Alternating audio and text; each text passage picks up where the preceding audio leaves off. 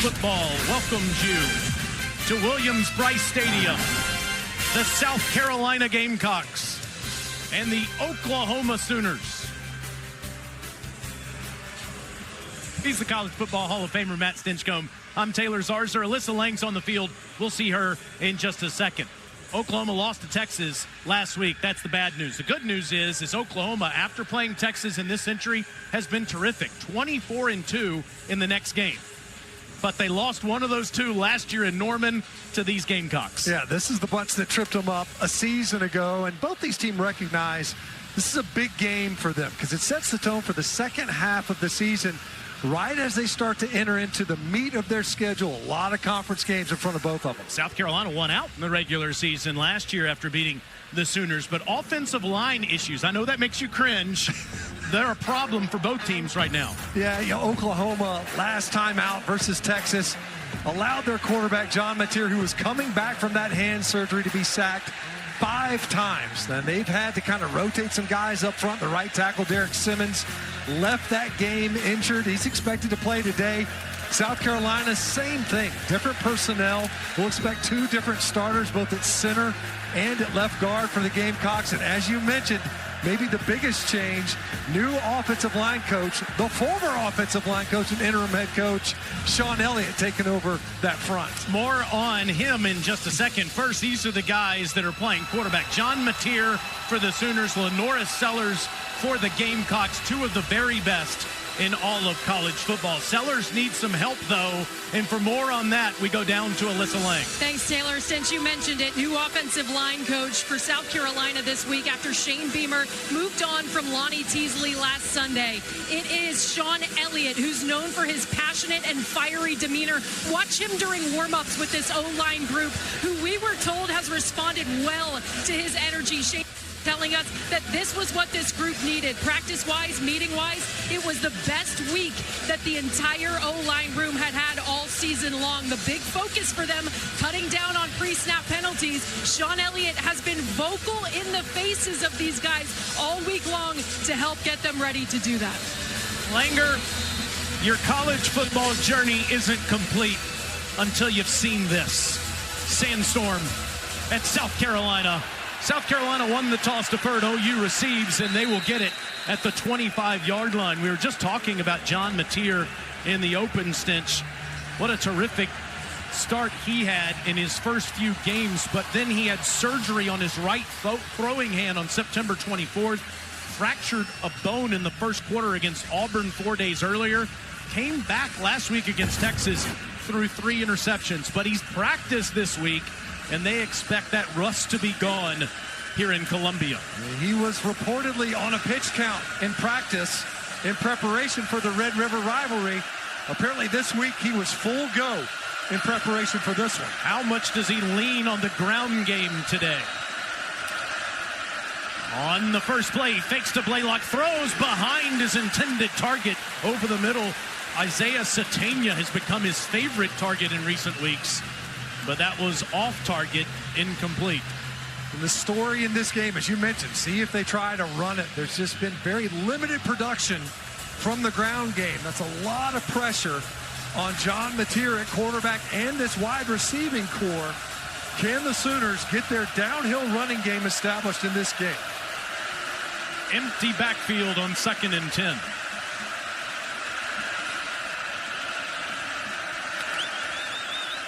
Mateer throws, good ball to Deion Burks, and Burks gets up to the 29-yard line. We do have a flag. Today's referee is Lee Hedrick. Holding on the offense, number 56. Kenell currently from the previous spot with the replay of second down. Stinch, that's the true freshman left tackle, Michael Fasusi. Yeah, had to step into service early this season due to an injury of the intended starter in front of him, and he's working against Brian Thomas Jr., who's had a really strong season, opposite Dylan Stewart, who was the standout breakout star as a true freshman. And the crowd already very much engaged in this one. Which hasn't really been a factor for the Sooners yet this year.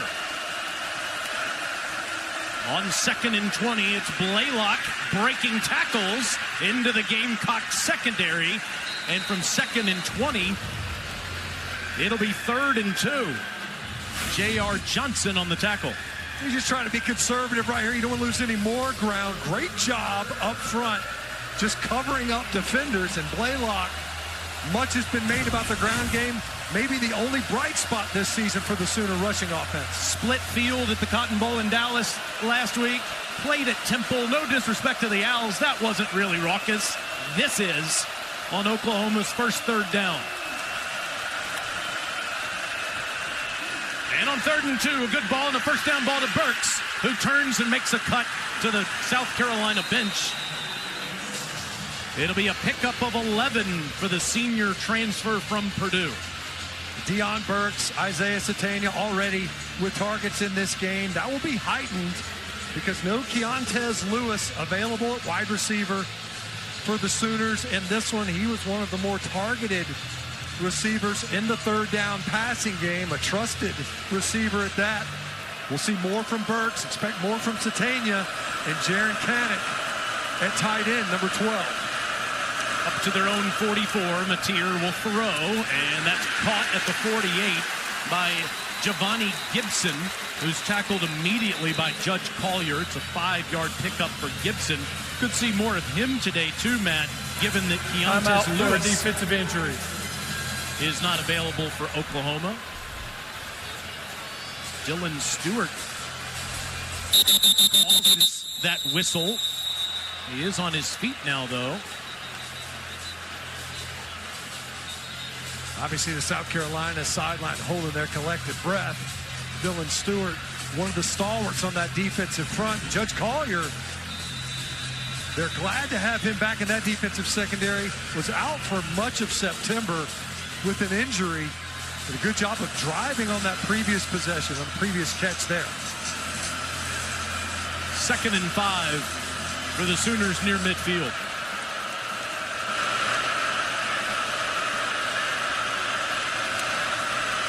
Mateer, plenty of time, slings it for a first down into Gamecocks territory.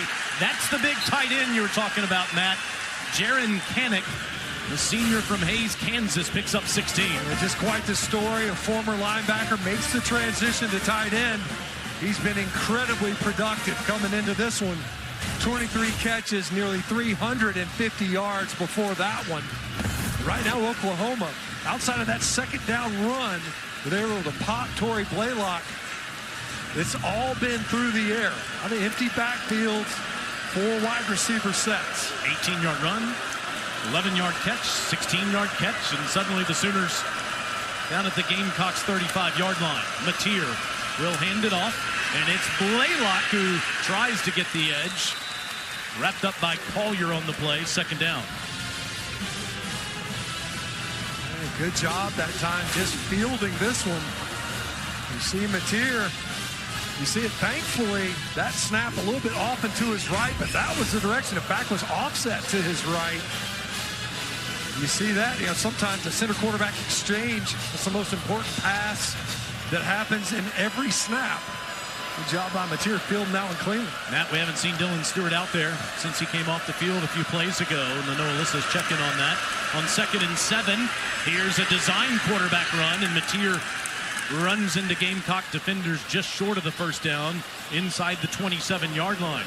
We saw that last week. People had questions about that surgically repaired hand. They ran Mateer early, and he's active already in this one. And going quickly, throwing a line of scrimmage ball to Gibson, and Gibson gets the first. Got a block out there on the edge. Needed a couple of yards and got one extra. To get that ball out quickly. And so far, it's just no ill effects. Outside of that very first play of the game, ball was a little bit behind Satania. Otherwise, John Mateer looks like he is full speed in this ball game. Dylan Stewart is behind the bench talking to trainers right now off of the field. Keep you updated and see if Stewart can get back in there. It's 1st and 10 Sooners at the South Carolina 24. Blaylock and the freshman. It gets down to the 18. Alyssa, what's going on with Stewart? Yeah, I'm standing down here watching him, guys. He looks frustrated. He's been motioning towards that right hip, trying to sort of work that out. He actually has his hand on it right now as he's walking down the sidelines with the trainer. I'll keep you posted. Meanwhile, the Sooners get into the South Carolina red zone. Oklahoma's 20 for 20 in the red zone this year. They've scored 15 touchdowns. Incredibly efficient in this part of the field, something that plagued South Carolina a week ago in this part. Mateer hands to Blaylock, who gets the edge and gets the end zone. 18 yards, and the Sooners strike first.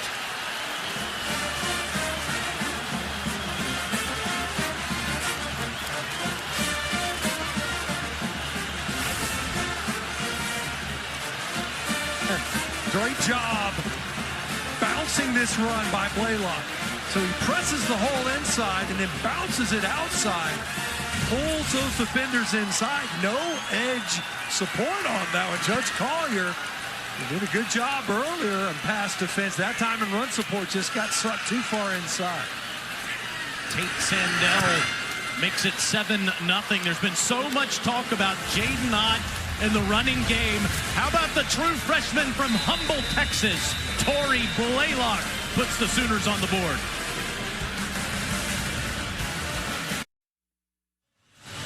Oklahoma had 48 yards rushing against Texas last week. They had 50 on the first drive, in part because that man was not on the field for all of it. Dylan Stewart's going to the locker room.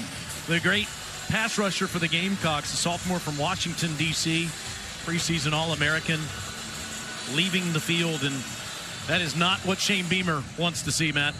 No, looked dejected, really. Moving kind of slowly. The biggest thing on that drive was that 2nd and 20, allowing Tory Blaylock to pop one for 18 yards to get it to 3rd and manageable.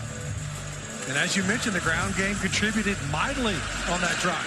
Sandell's kick will go through the end zone, and South Carolina comes out at the 25-yard line. So you think about the 2nd 20. How about this touchdown run, though? Watch Blaylock press that hole and pulls defenders inside. Then they just can't rally back outside. Good job bouncing that run to the perimeter, finding his way into the end zone. How about this look at it? Scores a touchdown, ends up sitting next to you on the couch. That's right into your living room.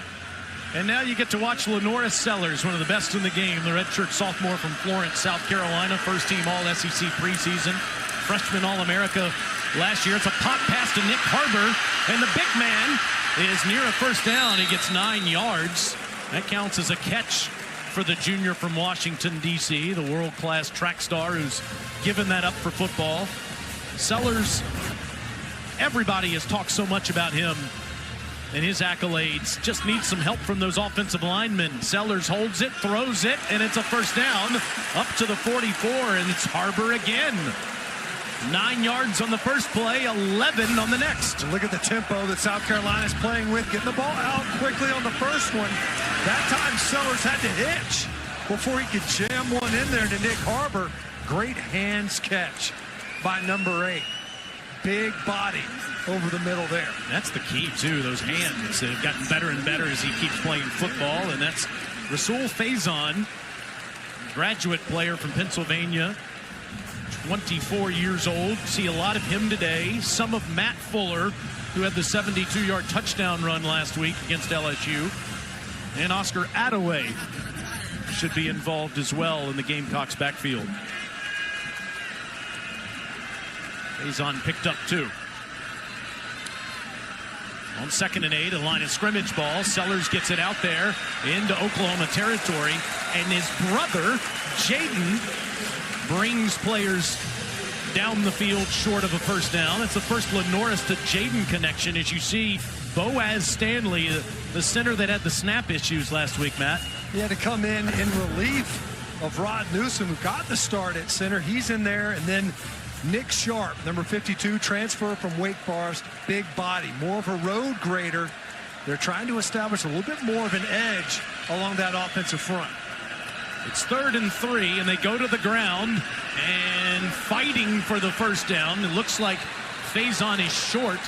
He gets to the 45 where R. Mason Thomas made the stop. And what does Oklahoma do here? That was a great job of squeezing down. R. Mason Thomas ends up making that play initially.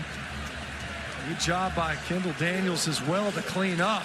And it looks like South Carolina seeking to be aggressive here on this 4th down, maybe even trusting those two new faces in the inside of that defensive front. Gamecocks are 6 of 13 on 4th down this year, and they'll go with the fullback. It's a first down. Rasul Faison inside the 10.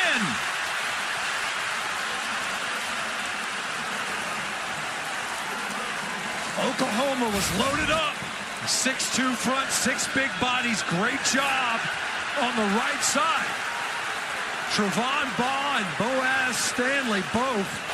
Great job. Timeout for a defensive injury. Good job by Rasul Faison, just trusting it. Pops that. The problem with the short yardage defense, you commit so many bodies to the line of scrimmage, you can get an explosive run. It's his longest run of the season. That's Gentry Williams on the field for Oklahoma. SEC Network, it continues at 4:15 Eastern with Florida against Mississippi State in the Swamp. And then tonight on the Plains, it's Auburn hosting number 16 Missouri. Of course, it's available on the ESPN app, so you can watch anywhere. Matt, first time ever, all 16 teams in the SEC playing each other, and it's the only time it'll happen this year. Here it's South Carolina versus Oklahoma. Brent Venables' defense has been outstanding in the first half this year, but their backs are up against it as the Gamecocks have a 1st and goal at the 9. Now, last week in LSU, South Carolina was inside the Bengal Tigers 40-yard line 4 times. They scored 3 points.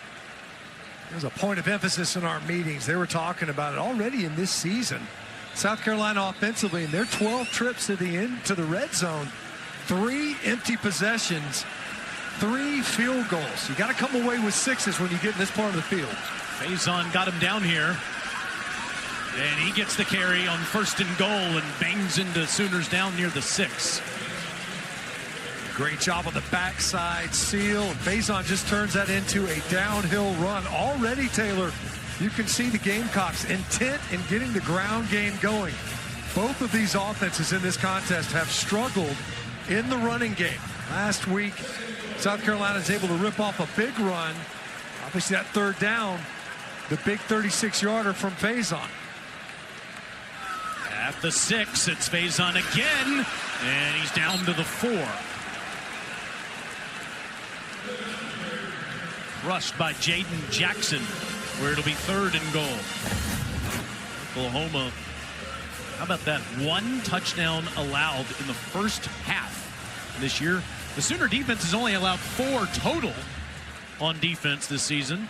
5 touchdowns against the Sooners all season long. Last week, obviously, that punt return. And you can see Oklahoma, late substitution. They can do that. South Carolina substituted as well. Big, heavy personnel for South Carolina. We haven't seen Sellers legs yet. And he hands it off, and it's a tackle for loss. Kendall Daniels. And the Gamecocks are backed up outside the 5, where it's 4th down.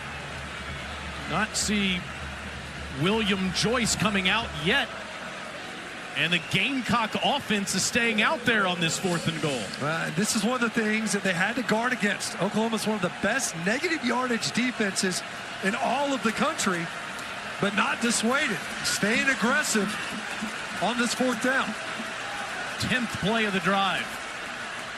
Sellers in trouble. Tries to get out of there and can't get to the goal line. Oklahoma makes a stand. Taylor Wine with the touchdown-saving tackle.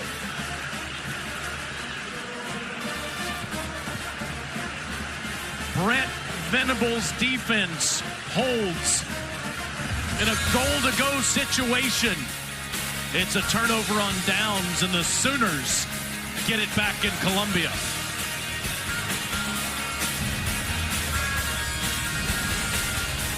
Offense will take over after a turnover on downs. Big story for South Carolina's defense after Dylan Stewart left the field and went to the locker room after that first Oklahoma drive. I'm told he went to the locker room dealing with a flexor issue. They iced it to see how comfortable he was. He was just on the bike, and now I'm standing here behind the sidelines watching him jog and try to stretch that hip flexor out. Still looks a little uncomfortable, but I'm told he's trying to come back in. Alyssa Desmond Umazulu is out there in his place.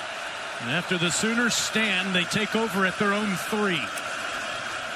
And Mateer will hand it to Blaylock, and Blaylock is loose again for another Oklahoma first down.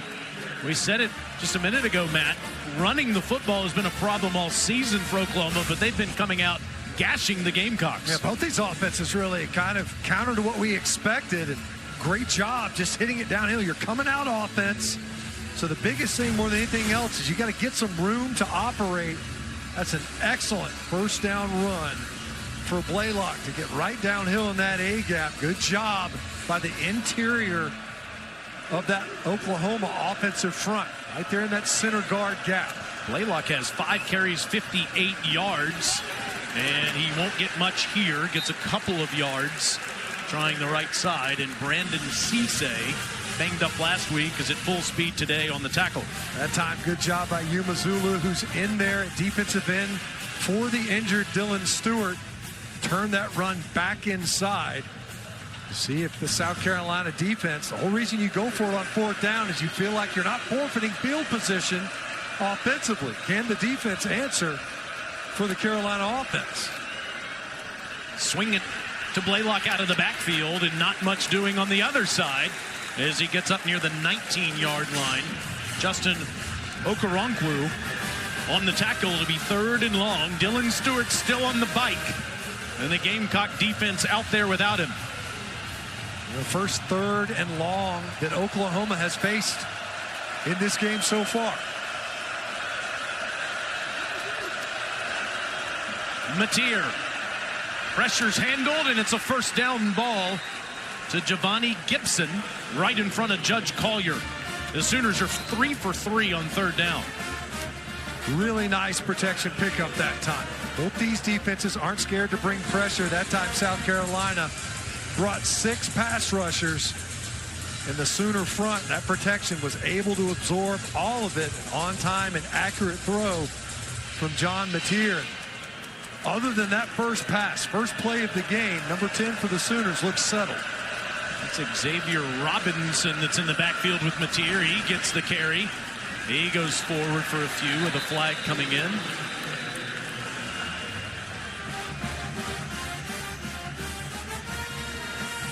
Shane Beamer in his 5th season here in Columbia was the associate head coach in Norman prior to that.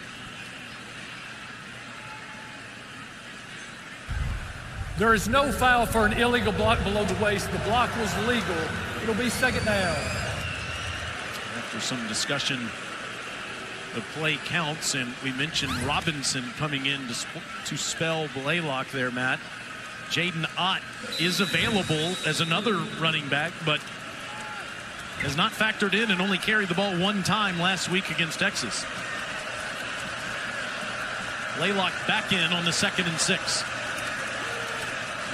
And Torrey is caught at the 31 by Sean Murphy. Junior from Virginia that started the first 3 has come off the bench in the last 4. Really well diagnosed by Sean Murphy, and good job of jetting that gap. Jake Makukla at that center spot just couldn't get disengaged quickly enough before Murphy was able to get in there and make the play in the backfield. It's 3rd and 5, and the Sooners are perfect on this down today.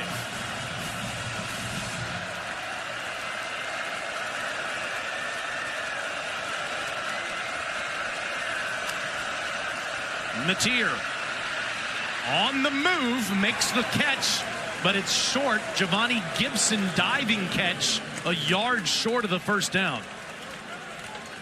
Throw it on the move that time, move that pocket. Try to diffuse some of the pressure packages that South Carolina brings. But as you mentioned, just shot. That ball a little bit low. No chance for Gibson to run through that one. And let's watch what happens here as South Carolina tries to field this punt. Grayson Miller will come onto the field to punt it. And back deep, it's Jalen Kilgore, not Bakari Swain.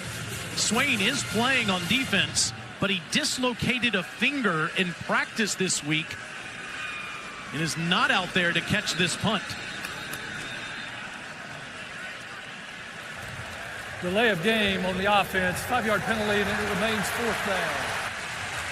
5 more yards It's 4th and 6 instead of 4th and 1. Now, Kilgore was supposed to be the starting punter this year, Matt. He hurt his hamstring before the Virginia Tech game, and now he's coming out, and here comes Swain. Interesting, because you think it's not a huge difference. They take that delay of game, of course. Defense does its job for South Carolina. Look at you that. See that taped up hand? Yeah, I was just going to say, mention that it's taped up on the left side. You were watching it in warmups. He continued to nurse those fingers in warmups today.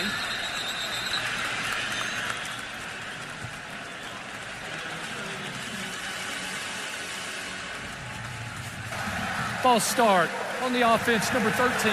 That's a 5-yard penalty. It remains 4th down. Well, you have to wonder, Taylor, were they thinking of pressuring this punt? Because you could see South Carolina, they shifted and overloaded that right side of the protection for the Oklahoma punt team. That was more than enough to force them to flinch along the line of scrimmage. Swain has 3 punt returns for touchdowns this season, 1 against Virginia Tech, 2 against South Carolina State. And Miller does get the punt off. It's a short one.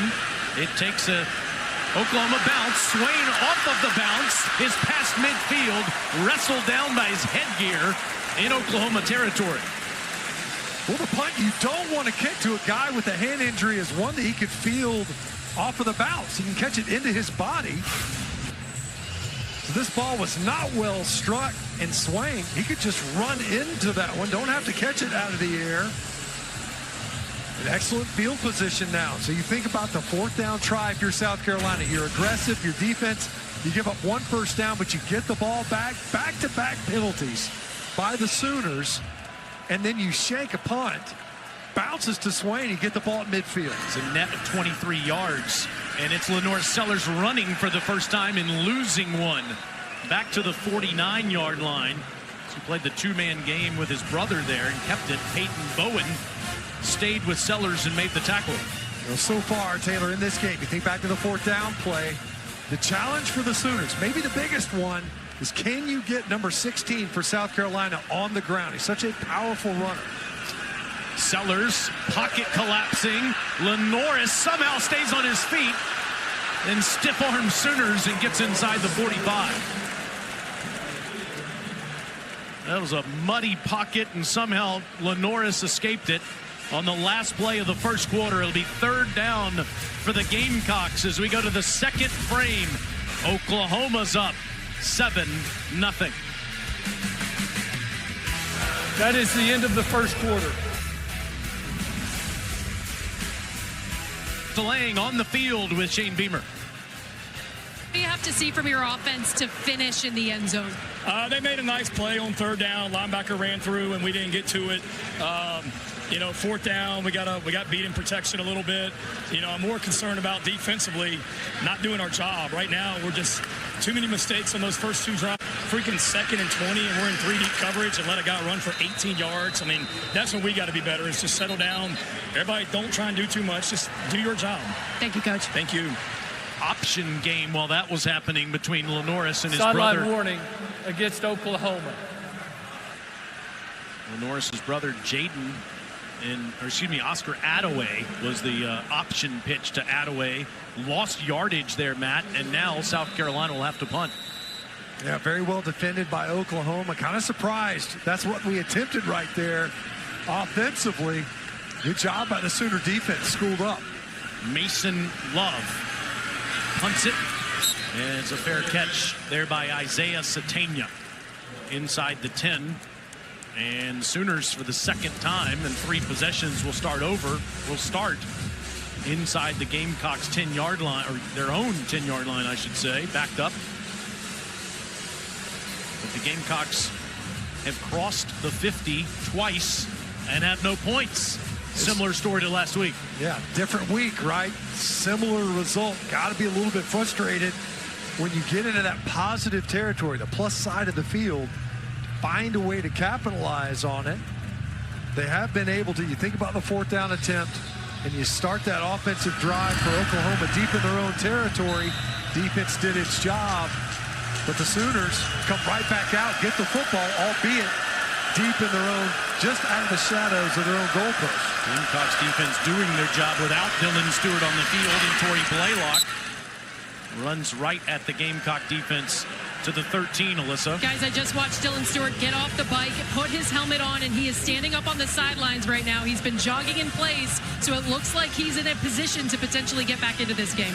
All right, we'll be watching. You can see him on the sidelines. He was working on his get-off, coming out of his stance. They don't always put him down with his hand on the ground. Sometimes he plays with his hand up, just standing there in a two-point stance. He does get back in there, see how they align it. Mateer on 2nd and 5 moves the pocket, and it's a good ball right near a first down. It's Giovanni Gibson. Looks like he's right at the marker. A couple targets now for Gibson. It looks like it was enough to pick up the first down. Well, similar to the Sooner possession previously, they pick up that first down and they're coming out offense. That is key. You got to give yourself room. They're able to do that. Took a couple more plays this time, and Gibson emerging in this game, perhaps in the absence of Keontez Lewis, is one of the targets. Mateer hands it to Blaylock, and Torrey bounces off Gamecocks to the 21-yard line where he's tackled by Judge Collier. Blaylock, the freshman from Humble, Texas, at 100 yards and 2 touchdowns at Temple earlier this year. He's the son of 7-year NFL running back Derek Blaylock. Coach Venables has been raving about him. Even if Coach Venables is asked about another running back, he talks about Torrey Blaylock. Mateer throws, and it's a wide ball, incomplete to Isaiah Satania. It'll be 3rd and 7. He went to the right spot. As you see Dylan Stewart coming in for this 3rd down. So maybe this is how they'll manage that injury.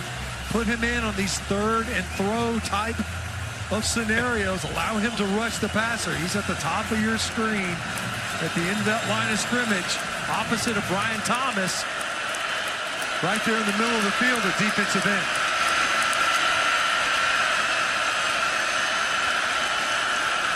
What kind of impact does number 6 make at the top of your screen?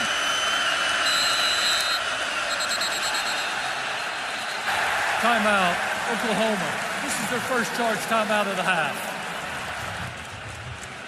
You can tell those offensive linemen were ready for some Gamecocks pressure there. Well, and you think the right tackle, Derek Simmons, in there injured versus Texas. He would have been matched up with Stewart. 3rd and 7 for the Sooners in just a moment.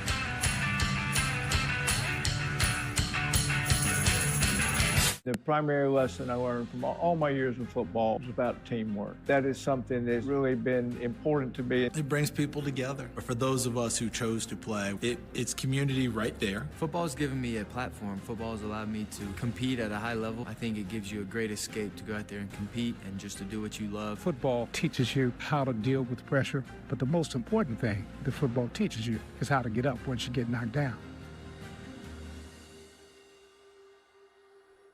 Zaxby's just dropped new lemon pepper, so you can get that zesty lemon and cracked black pepper flavor you love on the chicken you love. Lemon pepper fans, this one's for you. Zaxby's Lemon Pepper Dry Rub. Who's got the sauce? Zaxby's. This shirt is a must-have in your closet. I was tired of floppy collars, so I got this shirt I saw on TV. The brand is called Collars & Co. They make a regular stretchy golf shirt, but the top has a firm collar on it. No dry cleaning needed, and the collars stay stiff all day. Get 20% off today using code TV at collarsandco.com. Weekdays, SEC Network is your home for SEC football coverage. We're live on the air. We want to see our show. Recapping all of the action, news, opinions, and analysis. Weekdays on SEC Network. Great work starts with a great workspace. That was the idea behind the original Veridesk, and it's the inspiration behind everything we do.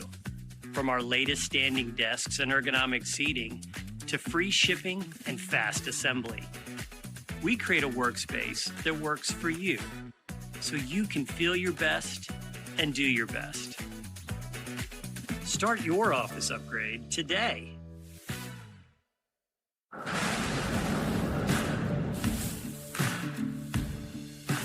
When life takes an unexpected turn, but work must go on, being prepared makes all the difference. 4 Patriots gives you backup power where it matters most. Solar generators that are lightweight, portable, and built tough enough to go wherever the job takes you. Go to 4patriots.com to claim your solar generator today. Sooners and Gamecocks have had some hardware through the years in the backfield. Billy Vessels for the Sooners back in the 50s. Steve Owens in the late 60s. Billy Sims about a decade after that. George Rogers 2 years later here in Columbia, all winning the Heisman Trophy. And there's DeMarco Murray. He's the running backs coach, one of the best Sooner runners ever. Watching his offense on a 3rd and 7. John Mateer is a threat to run it. Torrey Blaylock next to him. And Dylan Stewart back in the game for South Carolina. Hold the phone. Here's a whistle. Timeout, South Carolina. This is their first charge timeout of the half. This will be a 30-second timeout. We mentioned all that hardware, Matt, that these two teams have won with the Heisman Trophy in the backfield. DeMarco Murray, certainly one of the best coaches, or best players, I should say, in Oklahoma history. In the ground game, we'll get to him in a minute. Tonight after primetime game between number 16 Missouri and Auburn. We'll have SEC football final with Dari Noko, Chris Doering, and Benjamin Watson here on the SEC Network. They'll take you through the biggest stories of the day and break down all the games. It's available on the all-new ESPN app. All 16 teams playing each other. Vandy leads LSU 14-10. What do you think DeMarco Murray, offensive coordinator Ben Arbuckle, and Brent Venables do on this 3rd and 7? Well, I think that the running back's going to be a protector right here. Isaiah Sategna hasn't gotten a target since the opening possession. He's lined up at the bottom of your screen. He's the #1 targeted receiver in this offense on 3rd down. On 3rd and 7, Mateer throws off his back foot. It's caught by the man Stink said they'd go to for a 1st down after he put his foot in the grass and made a cut back towards the seam for 10 yards. South Carolina brought For pressure. a defensive injury. There's an injury on the field. Dylan Stewart down on the field after this one. They went to Sategna, got the ball out quickly. Great run after the catch by the Arkansas transfer. And Dylan Stewart came in for that 3rd down. A couple of timeouts and some frustration, obviously, by the South Carolina Gamecocks. See one of their best players on the turf. It's just the last thing any South Carolina fan wants to see. Injured on the first drive, comes back into the game on this play, and immediately went to the ground. As Derek Simmons was working on him there, Stinch. Yeah, you could see. I mean, Simmons was almost concerned. You could see he's, whatever that strain is or the injury is by Stewart. And he probably took 2 or 3 steps out of his stance and then went to the ground. Didn't even really complete that snap. And that is a major blow for the South Carolina defense, who, by the way, you know, that defensive tackle rotation is somewhat limited as well. So the interior, they're saying we might have to slide some of our edge rushers inside. Well, now you're down your best performer, maybe defensively and certainly from that edge rusher position. And he's a stoic guy, too. You saw that passion coming out of him there. Yeah, Jawing some with Oklahoma players. You can understand the frustration as he's off the field. And the Sooners have a fresh set of downs at their own 32. Mateer, Blaylock, and Torrey ahead to the 38, where DQ Smith makes the tackle. That's a really patient run by Blaylock. Boy, I'm impressed by this young running back. You can see him. He sets up his blocks well. That time, just a little bit of a stutter step. He buys that second-level defender to bite inside. Line of scrimmage ball. Mateer throws to Sategna, and Sategna has a 1st down. Up near midfield, straddling the sideline up to the 46, where he's pushed out by Gerald Kilgore. Sategna has come on in the last month. In the last 4 games, he has 24 catches and 3 touchdowns. You know, you can see him now emerging, right? We talked about it a second ago, got that early target. The ball was behind him on the very first play of the game and hadn't seen him since. Showed up big on that 3rd down and now again on this conversion. And in the ground game, Torrey Blaylock closing in on his season high. He went for 100 earlier this year. He's got 77 already in this game. That's Xavier Robinson who's free. And that's a 1st down run around the edge. Pushed out by Collier, but another Sooner first down, and the Sooner ground game is the story in the first half. Now watch this. So you end up, you're slicing upfield too far upfield. There's no edge to that defense, meaning there's no defender out there to turn the runner back inside. 25 yards on the last play, and Robinson gets it again and gets down inside the 25 to the 24. There's a Gamecock. I believe that's Umazulu. Timeout for a defensive injury. Umazulu came in the game for Dylan Stewart, and he's on a knee at the 32. Three-year rotational player, Matt, from Upper Marlboro, Maryland. The challenge, the awareness that you have to have a little bit. We mentioned South Carolina shorthanded, especially along that defensive front. Defensive tackle was the question mark, and now you see Umazulu, he's coming out. Dylan Stewart looks like he's probably done. He's certainly banged up, but the plays are piling up now. So you've got 26 offensive snaps for Oklahoma, but a lot of these on the ground, these longer drives, a 10-play drive, a 7-play drive, a 9-play drive now in the backup, so you don't have a ton of rotation along that defensive front. Jatius Geer is out there. Of course, Brian Thomas is on the other side where Stewart typically operates. 2nd and 6, Oklahoma. Inside the Gamecocks 25. Laylock and Robinson have got the Sooners down to this point. And now Mateer will throw. One-on-one ball incomplete over the head of Giovanni Gibson. Good coverage down there by Miles Norwood, 3rd down. And as we mentioned earlier, so they haven't faced a lot of these 3rd and longs. They've managed them well. And of course, some of the teeth removed from that South Carolina rush without a Dylan Stewart carving off of that edge. And now, of course, no Umazulu off the edge as well. So you got a couple of backups. Obviously, you got Brian Thomas still out there, but that allows you to focus your protection towards number 46 and Thomas. Mateer moves the pocket and throws, and it's a good ball to Burks. And that's another Sooner first down. They're 5 of 6 moving the chains on 3rd down in the first half.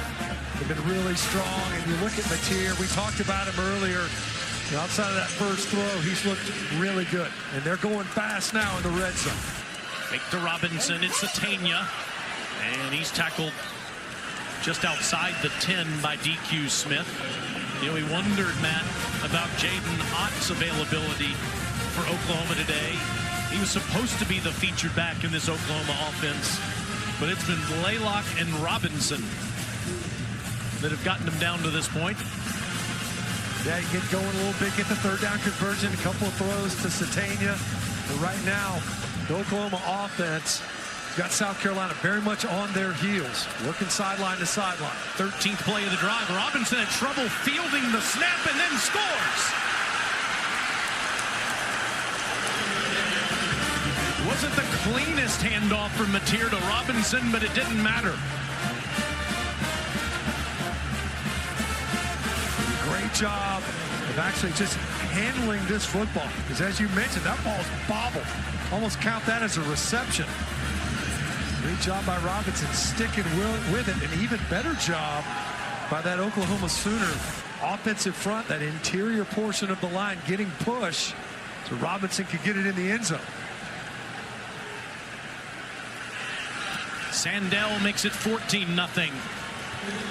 13-play drive. Torrey Blaylock, the true freshman, scored the first one. Sophomore Xavier Robinson scores the second one. Sooners up 2 touchdowns.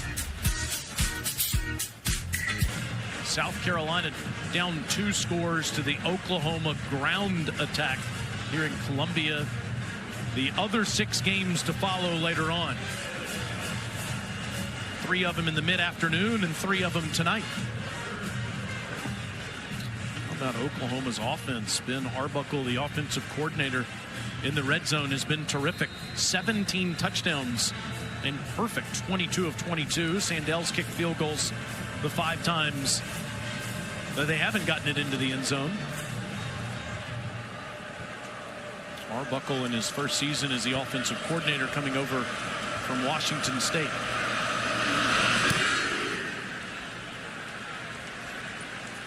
Harbor will let that go through, and South Carolina's at the 25-yard line.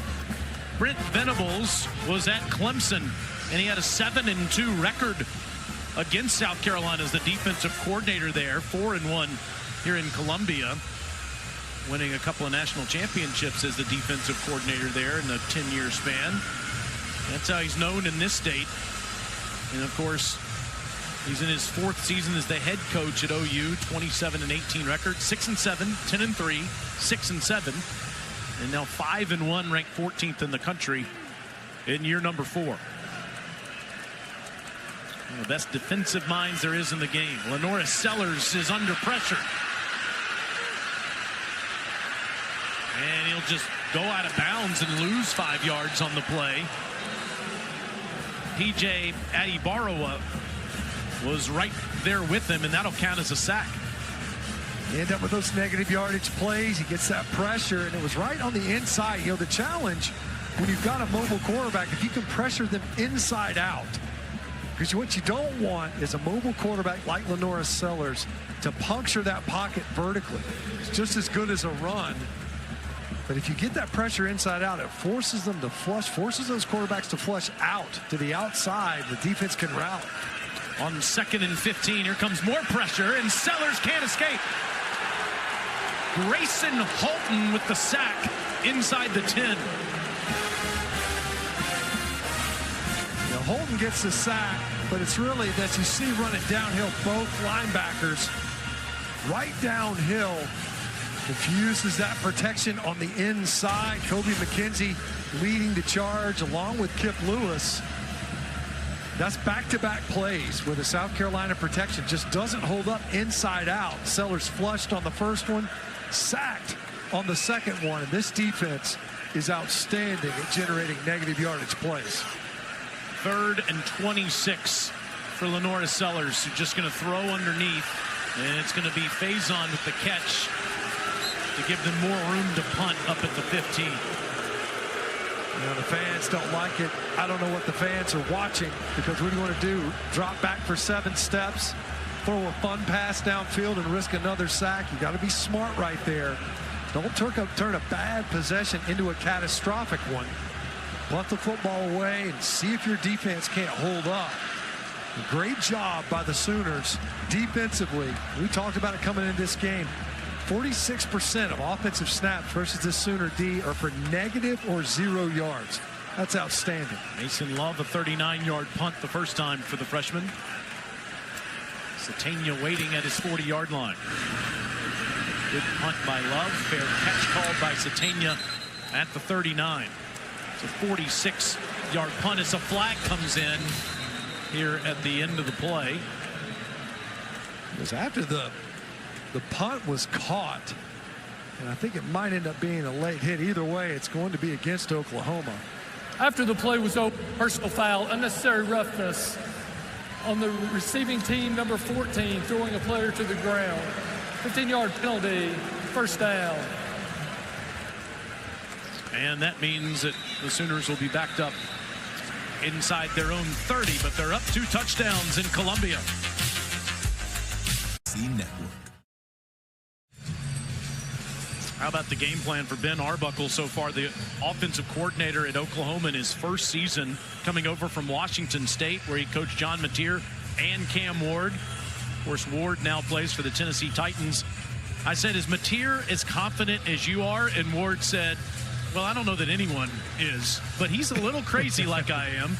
Obviously playing through the hand injury last week, handing it off quite a bit here in Columbia. In this game, Torrey Blaylock stands next to Mateer, and Torrey, the true freshman, gets the call here on first down. What do you make of Arbuckle's game plan to run the football here in the first half? Yeah, they've been very successful in doing it, already eclipsing their season average. Coming into this game, not a highly ranked rushing offense, 13th coming in at 122 yards a game Already 130 in a quarter and a half. And again, gets a couple of yards up to the 29-yard line where Nick Barrett makes the tackle. South Carolina's interior of their line, Stinch, has been banged up, but Barrett is good to go today, and they need him to step up here on this third down. Yeah, they need to find a way to get off the field. Third downs have been a nightmare. 5 of 6 already for the Sooners on this down.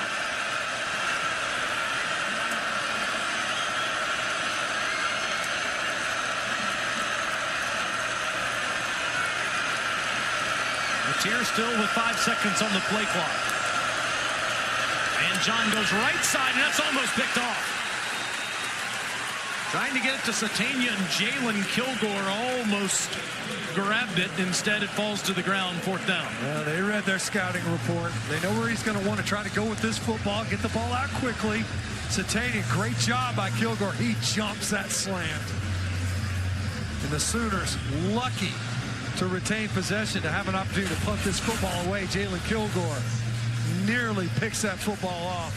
Excellent awareness by number 24. Kilgore goes off the field. Vakari Swain goes back there to field this punt, and dealing with a dislocated finger that he suffered in practice this week. Miller punts away from Swain and punts into his own bench.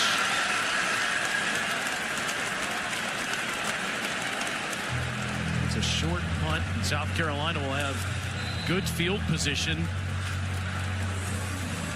That's really that's two bad punts out of Miller. One was a bouncer to Swain. Now, really good field position. And can the South Carolina offensive front regroup? You know, they got that new offensive line coach and Sean Elliott, a familiar face around this program. He's trying to energize these guys. They got to find a way to not only protect their passer, be more productive on early downs, so you get out of these third and obvious passes. Just a 19-yard punt. Sellers throws a line of scrimmage ball to the sideline, and out at the 40-yard line is where Jaden Sellers makes the grab, and the fans see a late flag. Looks like Sellers got slung to the ground well after he was out of bounds. After the play was over, personal foul, unnecessary roughness on the defense number 38, hit out of bounds. That 15-yard penalty will be added to the end of the run and carries an automatic first down. That's the 5th penalty on Oklahoma for 50 yards. That's 30 yards here just of late. A couple unnecessary roughness calls. You got one on the punt. And then clearly he's out of bounds. You know, you're looking at all your teammates. There's the chain gang. You should know, hey, maybe I'm out of bounds. I shouldn't throw this guy to the ground. You know, Norris Sellers, I don't think shared many meals with little brother Jaden, but he's sharing the football with him here today. Norris has about 70 pounds on little brother. He keeps it here, and he gets inside the 20, down to the 18-yard line. We were wondering when we would see a design quarterback run called by Mike Shula.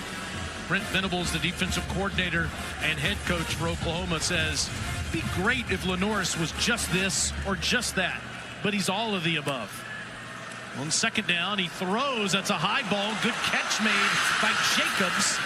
And Vandrevius is hit by Jaden Hardy. Now, I don't know if that either.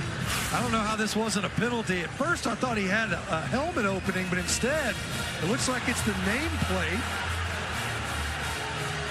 He did not pull it down backwards, but it definitely looked like maybe they're saying that he grabbed below that nameplate area.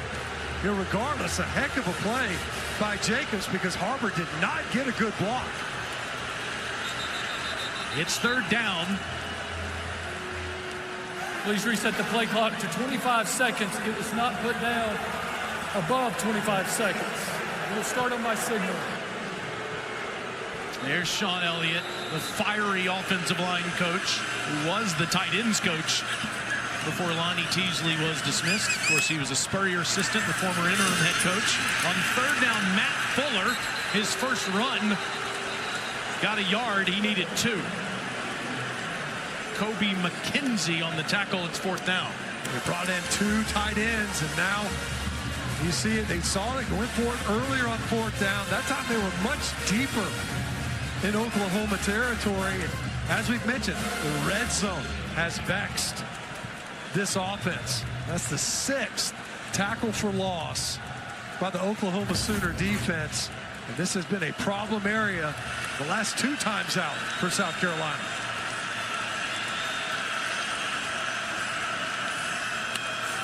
On 4th and 2, Sellers keeps it.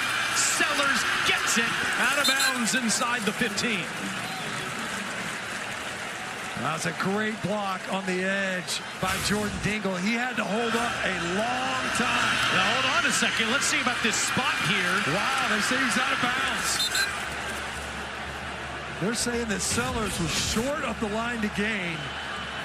The ball was in his right arm. It's where the ball is. The ruling on the field is that the runner was short of the line to gain. That play is now under video review. Had to get to the 15-yard line. It certainly looked like he did.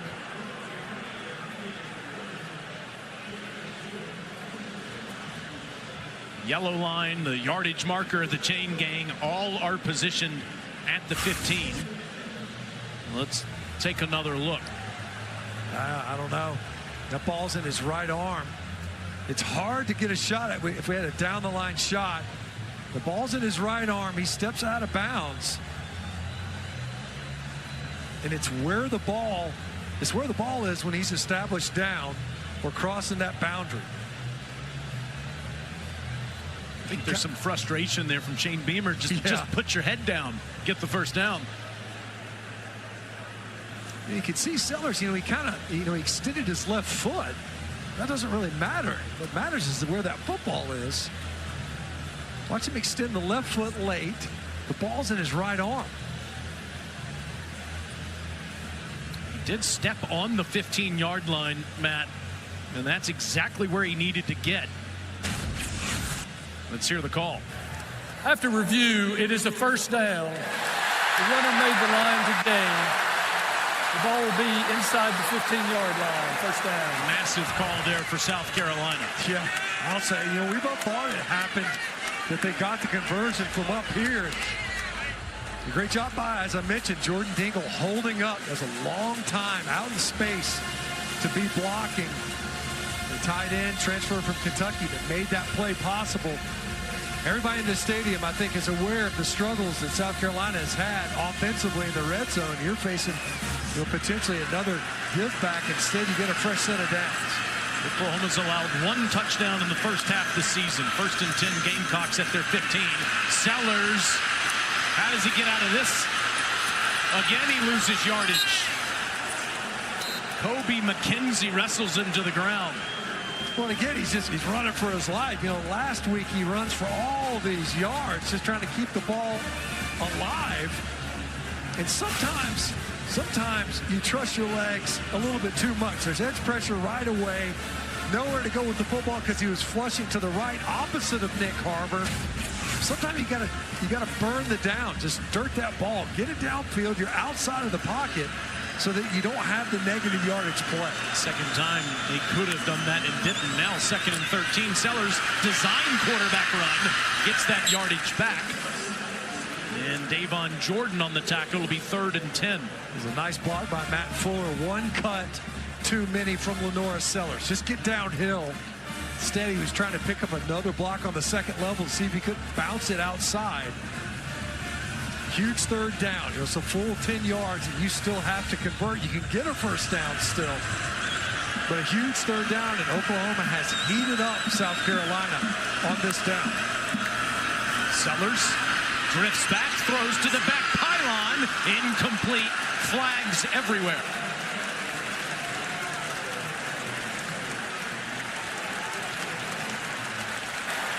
Pass interference on the defense. 15-yard penalty from the previous spot. Automatic first down. Pretty good pickup by South Carolina. Enough time for Sellers to get this ball off. And you see, just a big grab, an easy one, really. Right there in the middle by Jaden Hardy. That held up Jacobs just enough. Dead clock. And they'll have 1st and goal at the 4. And Mr. Hidrick will turn his whistle off. Matt Fuller in the game had that 72-yard touchdown run against LSU last week. Sellers throws to the end zone. Incomplete. And Harbor had no chance on the ball, and Eli Bowen will be called for this one. Pass interference on the defense, number 23. The foul occurred in the end zone, so therefore the ball will be placed at the 2-yard line. Automatic first down. I think sometimes when you're lined up opposite Nick Harbor, you have that, fight or flight survival instinct. This guy's 6'5". He is a unit. Eli Bowen is 5'9". So you're forfeiting about 8 inches already, probably another 40 pounds. First and goal from the 2. Fuller. Inside the 1. And that'll take us inside the 2-minute timeout.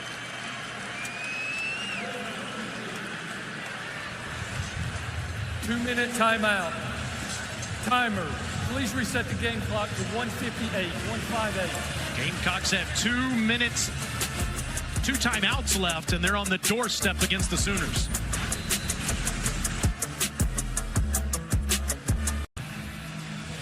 Look forward to it, PB. Here, the Gamecocks are on the doorstep, down 14-0. Sean Elliott, former interim head coach for the Gamecocks, an assistant, now the offensive line coach, hoping those guys can push around some Sooners here as Sellers is at the 1. Lenoris turns and hands, and it's Fuller, and he's short.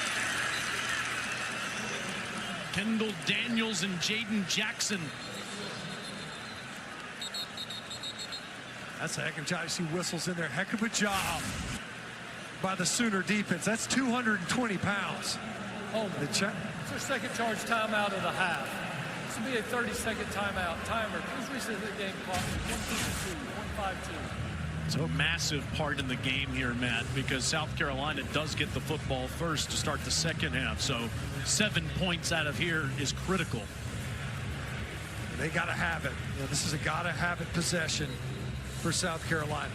You're able to march it down earlier. You came away empty-handed. You've had to fight, scratch, and claw.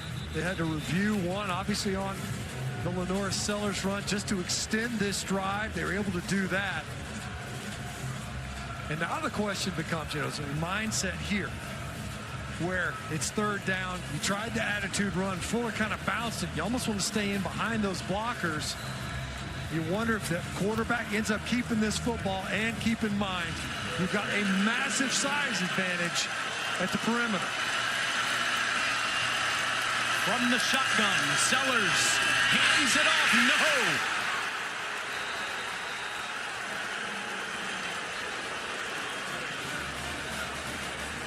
Taylor yardage plays, guys. Taylor Wine on the tackle mat. He just wins right now. You come inside, you see Sean Elliott. You can't believe it. Can't believe it. Taylor Wine got inside and underneath, running an extra blocker. And he just wins right now. That's the challenge. You bring in an offensive lineman, an extra offensive lineman that time. It just loses at the point of attack. Demola Ajay Daya comes into the game, the freshman from Duluth, Georgia, given all the injuries that South Carolina has on their offensive line. And South Carolina went for it down here inside the 10 already and didn't get it. And here they are again inside the 3 on a 4th and goal. OU defense has only allowed 4 offensive touchdowns all year. South Carolina has been on OU side of the field 4 times. They have no points. And the offense is staying out there on this 4th down. That's an 8th tackle for loss, Taylor, in this game by the Oklahoma Sooner defense. And a massive one at that to back up the offense. Now do you see, you go to try to get the football to their huge target in Nick Harbor. He's a built-in mismatch. He's at the bottom of the formation. Sellers looks to the top. He throws to the end zone. Caught! Touchdown, Harbor!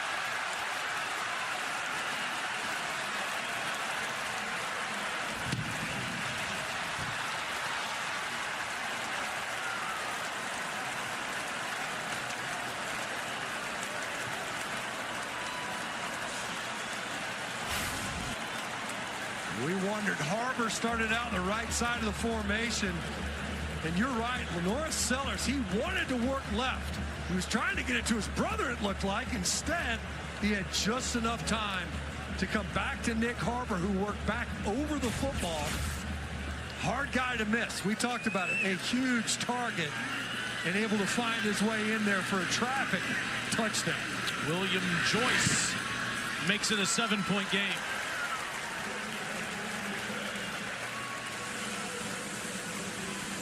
Shane Beamer's team had to have it with 1:43 to go here in the first half. Right, and you know, Oklahoma's been able to get home a lot.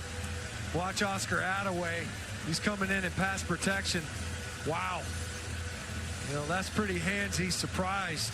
You've got two officials back there looking at it. Regardless, South Carolina maybe gets away with one, because that's what it took to have just enough time to come back to Harbor. Nowhere to go, trying to get it to Jaden Sellers to the left side of the formation.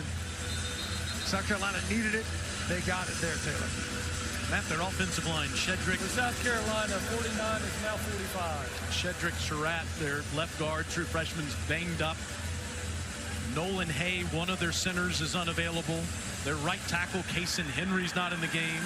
Brian Rowe not playing at receiver. So they go to Jaden Sellers today. The injuries are mounting for South Carolina, and that's just on offense.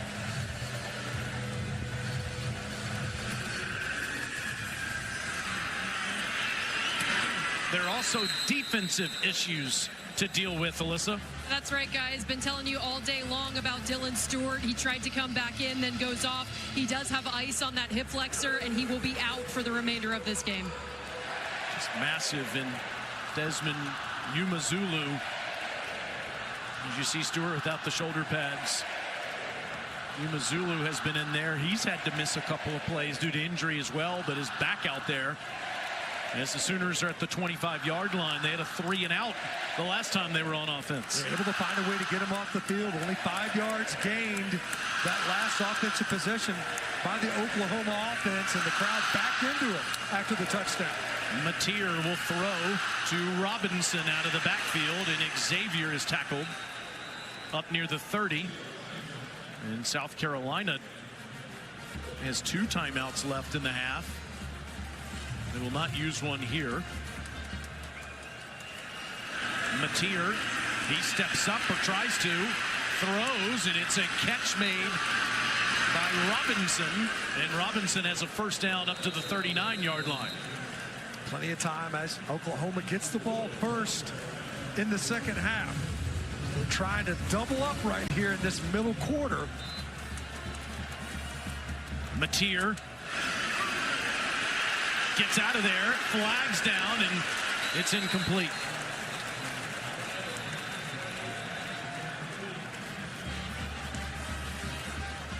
And correction, by the way, more urgency. On the offense, number 56, 10-yard penalty from the previous spot. The replay of first down. Because Oklahoma has to find a way to try to do something with this one. What you don't want is that momentum to swing too much the opposite way. Holding penalty there, and it's been a dirty first half, we'll call it, from a penalty standpoint for Oklahoma. South Carolina, relatively clean game from a penalty standpoint. They've done an excellent job. The Sooners backed up repeatedly in the penalty game. 1st and 20 for the Sooners now at their own 28. Mateer keeping the play alive, throws, and it's incomplete. And there's a flag down.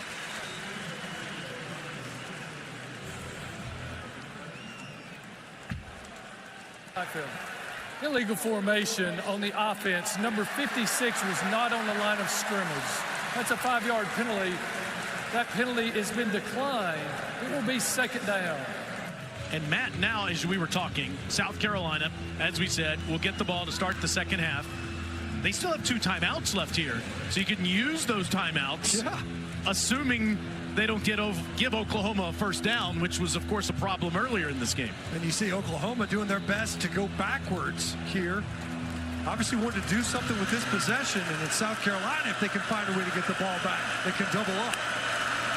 Mateer, it's a line of scrimmage ball to Satania. And Isaac dives ahead past the 33-yard line. Gamecocks are not using one of those 2 timeouts. Yes, now they will. Timeout, South Carolina. This is their second charge timeout of the half. This will be a 30-second timeout.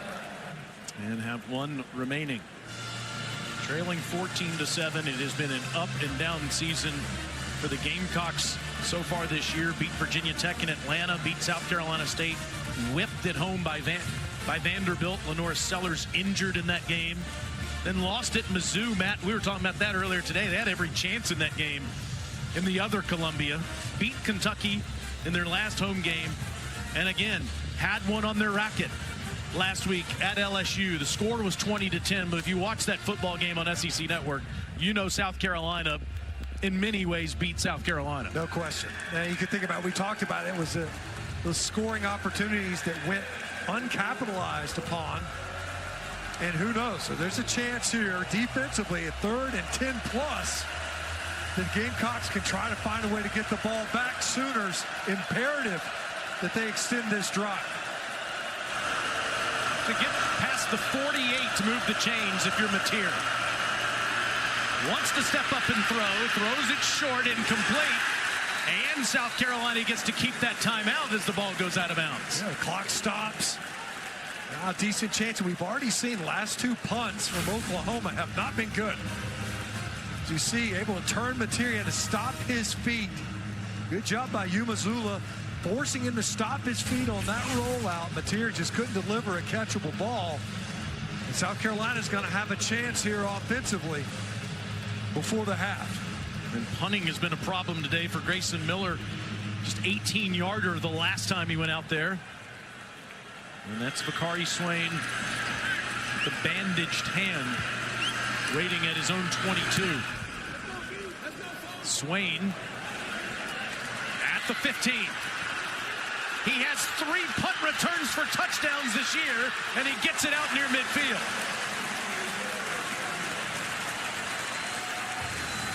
And he did it with only 8 fingers, because he's got 2 of them that I don't think are very usable. Great job by Swain. I mean, he fields that cleanly, and he gets upfield right now, decisive. No dancing. Pick up those yards. So you think about that incomplete pass. Clock gets stopped. You get a nice return.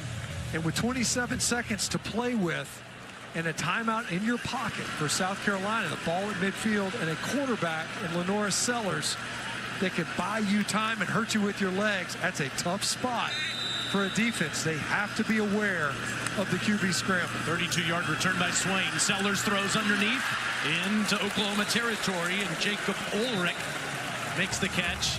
And Shane Beamer will call his final timeout with 21 seconds to go. Look at number 52. Looks like shaken up a little bit is Nick Sharp, who's in there at left guard. And we mentioned earlier, you said Shedrick Surratt, who started. Timeout, South Carolina. It's their final charge timeout of the half. This will be a 30-second timeout. Surratt started last week. Was banged up for this one. They said he was available, but we watched in warm-ups. He did not participate.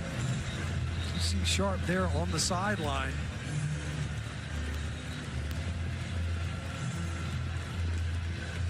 South Carolina, we said coming into this game, already had to make some changes. Rodney Newsom is checked in at left guard, number 65. The Gamecocks out of timeouts. Still need about another 15 yards to give William Joyce a good chance. He's never attempted a field goal longer than 49 yards. He made that one against South Carolina State. Need 13 yards to get to that same point.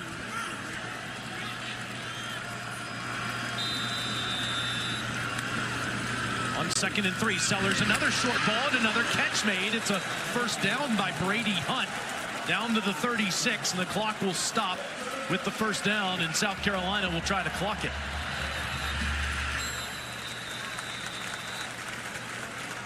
Both times, Taylor, where they're able to find right over the middle. So you had that timeout. You're hoping to get a first down on that previous catch. You don't get it. But because the first down, right, like you said, the chains have to reset time enough to get up there and stop the clock. You're not worried about the down. The clock is the issue. Can't really get another play off here if the ball is short of the first down marker and you don't get out of bounds. So let's see what Mike Shula calls here on a 2nd and 10. Sellers throws, caught inside the 30, but short of the first down is Hunt. Clock's running. Can they get on the ball? He had to get out of bounds right there. You either had to get a first or out of bounds. The one thing you can't do is catch the ball in bounds short of the first down and not get out of bounds.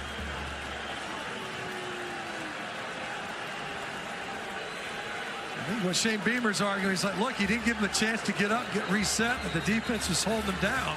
Let's see what the officiating crew is going to say here. South Carolina's telling Oklahoma to come back. That is the end of the first half. Okay, never mind. There you go.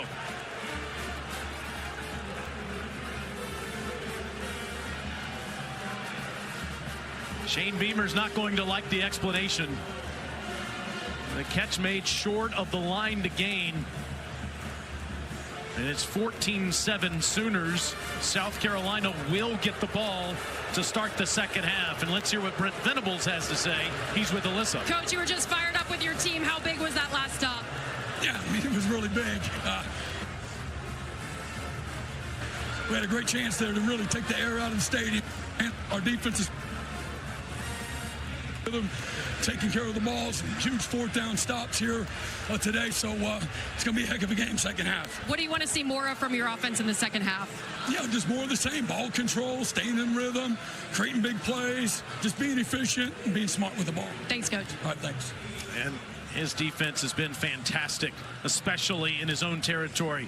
It's 14-7 Oklahoma. Let's send it to Peter Burns in the Farm Ridge College Football Halftime Report. That's 5 Fs, pal. He's the College Football Hall of Famer, Matt Stinchcomb. I'm Taylor Zarster up here at Williams-Brice Stadium. We'll see Alyssa Lang in just a minute. Now, John Mateer, he had surgery on that hand 24 days ago. He's getting better and better, but he certainly can do that. Yeah. Hand it off to his OU running backs. He sure can. I mean, even he's 13 of 19 passing, but he's found ways to just get into some downhill runs. Right out of the gate, Tory Blaylock, we talked about him coming into this game as a true freshman. Boy, has he been important to this game. Then, of course, Robinson able to get in there as well. So Oklahoma ground game that really emerged in the first half. They've already eclipsed their season average, and a big blow to the South Carolina defense. Dylan Stewart, standout edge rusher, hip flexor injury. That's on a 3rd down. He came in and tried to rush and just went down on his own, really. Working his way off of the football field. We will not see him again here in the second half. And the numbers, Lenora Sellers has been perfect, just hasn't been explosive in that passing game at 10 for 10. Gamecocks will get it at the 25-yard line. Let's toss it down to Alyssa. I caught up with Shane Beamer, guys, coming out of the locker room, and he said obviously scoring before they went into the locker room was massive for this team. I asked him about the message. He said offensively, we need to be able to finish drives. We can't be getting down to the red zone and not finishing. Defensively, they've got to get after John Mateer more and make him more uncomfortable. He emphasized forcing turnovers, something that when South Carolina is able to do, typically they come in bunches for this team, but an energized group after putting points on the board. Thank you, Langer. Lenoris will hand it off on the first play of the second half, and Rasul Faison will get a couple of yards. Grayson Halton on the tackle. You know, last week, South Carolina got it inside the LSU 40 4 times and scored 3 points. Today, they've been inside the Oklahoma 40 4 times. They've scored 7 points. Well, so they're gaining on it a little bit. But regardless, not as efficient as they've needed to be. Sellers surveys and throws out of the backfield. It's Mazio Bennett. And Bennett tiptoes the sideline. The receiver from Greenville, South Carolina. Taylor, that was the element of the offense that we anticipated seeing a good bit of. Getting the ball out quickly to try to negate Oklahoma's pass rush, ability to get upfield. and move the line of scrimmage and allow your playmakers to get in space. Haven't been able to get short yardage, and they can't get it here. Kendall Daniels tackles Faison. He needed one. He got nothing. Just not much movement right in the middle of the defensive front. Big bodies just anchoring down. You've got to get some displacement. Big Jaden Jackson, he's just camped out. That's what allows it to happen. Doesn't make the tackle, but he's the one that keeps your linebackers uncovered, allows them to run up and make a play. Oklahoma has 95 more rushing yards in South Carolina in this game as Mason Love puts his right foot into it for the third time. Satania drifts back and calls for the fair catch on a 51-yard punt. We talked about OU and John Mateer on offense. He's been fine, but he's let his running backs do all the work today. Torrey Blaylock and Xavier Robinson scoring those first half touchdowns. Well, Oklahoma's going to want to start this half off fast offensively. Their last two offensive possessions there in the first half, both of them resulting in punts. One was a 3-and-out. The next, they only got off 5 plays before giving it back to South Carolina. South Carolina couldn't capitalize on that final possession right before half. But they're starting to sputter a little bit offensively, and South Carolina able to get in at halftime and regroup. They've got a thin personnel on the defensive side of the ball in this Gamecock defense.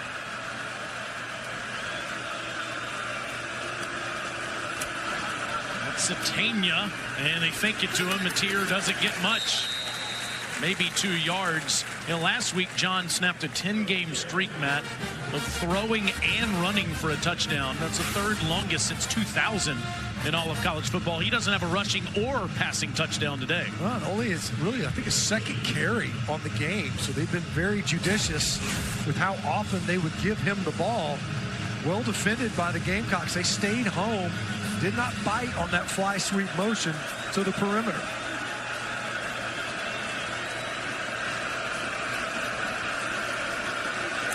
Blaylock leads the backfield. Mateer's in trouble. He throws, and Satania makes the grab. And he gets out past the 20, where Kilgore makes the tackle. And you just said it, Matt. Here's the difference in the game. This play coming up right here. And the South Carolina defense did a better job towards the end of it. As you see Deion Burks late shift over there to the top of the screen. Mateer on the design quarterback run. First down, Sooners. Well, we talked about it. They picked their spots today, how often they wanted to run their quarterback. Already now twice early in the second half. You see what they do is he kind of bluffs. He did it last week versus Texas. Bluffs that now pass and gets downhill. Mateer hands it off to Blaylock, and he'll get a couple. OU 6 of 9 on third down. South Carolina 0 for 7. Really the key stat in the game. Big Monkel Goodwine was able to make a nice tackle on that one. Just an arm tackle, literally. That's all he had available. That was enough to corral Blaylock. But as you mentioned, you know, he has powered this ground game, upsurgent ground game for the Sooner offense. We haven't seen a ton of rushing yards on the ground. Mateer throws, Satania turns past midfield, and another Sooner first down. 19 yards on the reception. It was a quiet start for Satania. The ball's a little bit behind him on that opening play, and he has been clutch ever since. Look at the run after catch capability. Here's a run for Mateer. And John will take on tacklers at the 45. Fred J.R. Johnson tackled Mateer, and his helmet came off when he did. Yeah, so now we'll see Michael Hawkins Jr. come in. Mateer has to leave the game with that helmet coming off. You see him, he's trying. Looked like there was a hole right up the middle. He's a little bit hesitant. I think if he probably just commits to that right side, he probably picks up more yards.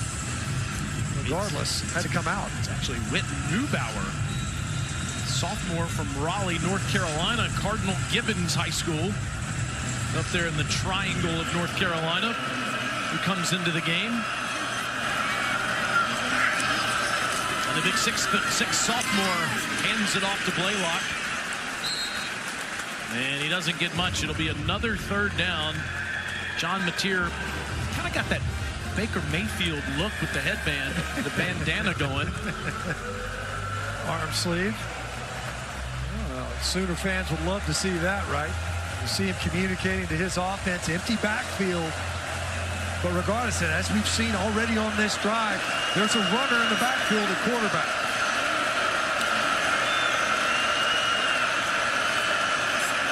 Keep in mind, as we mentioned, no Dylan Stewart available here in the second half for the Gamecock defense.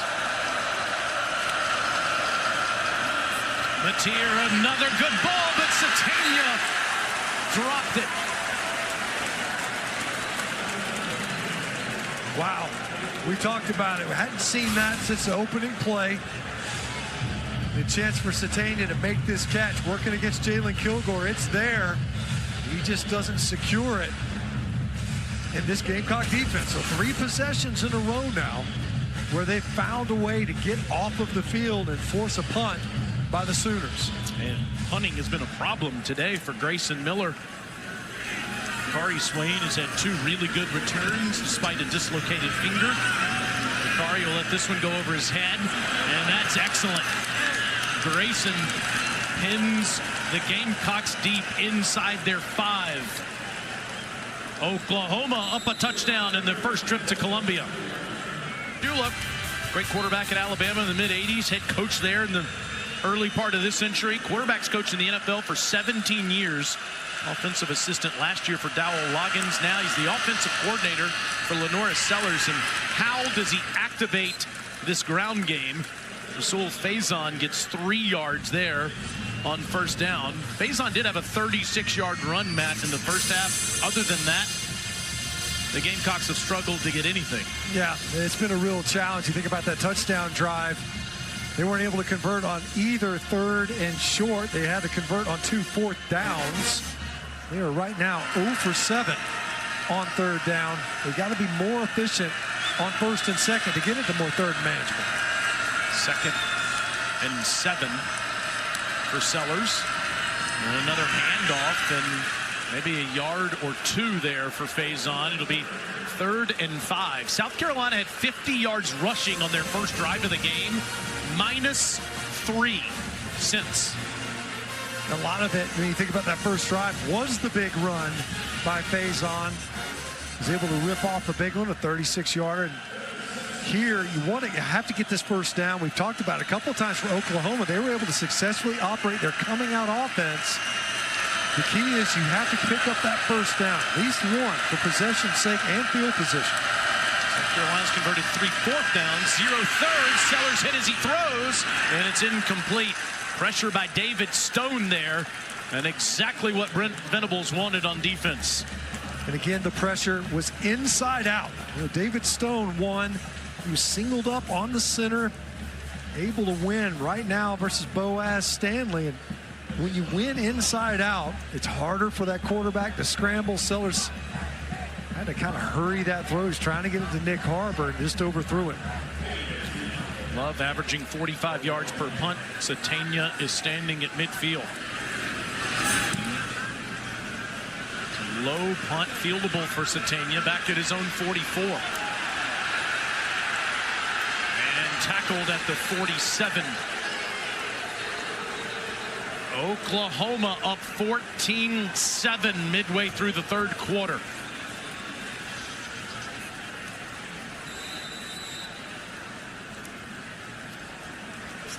Today. That's been a Arlington game for many years.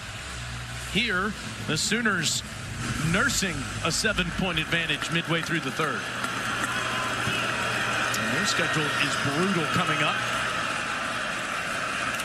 The starting field position of the day for John Mateer. Good pickup by the offensive line there, and Giovanni Gibson on the catch.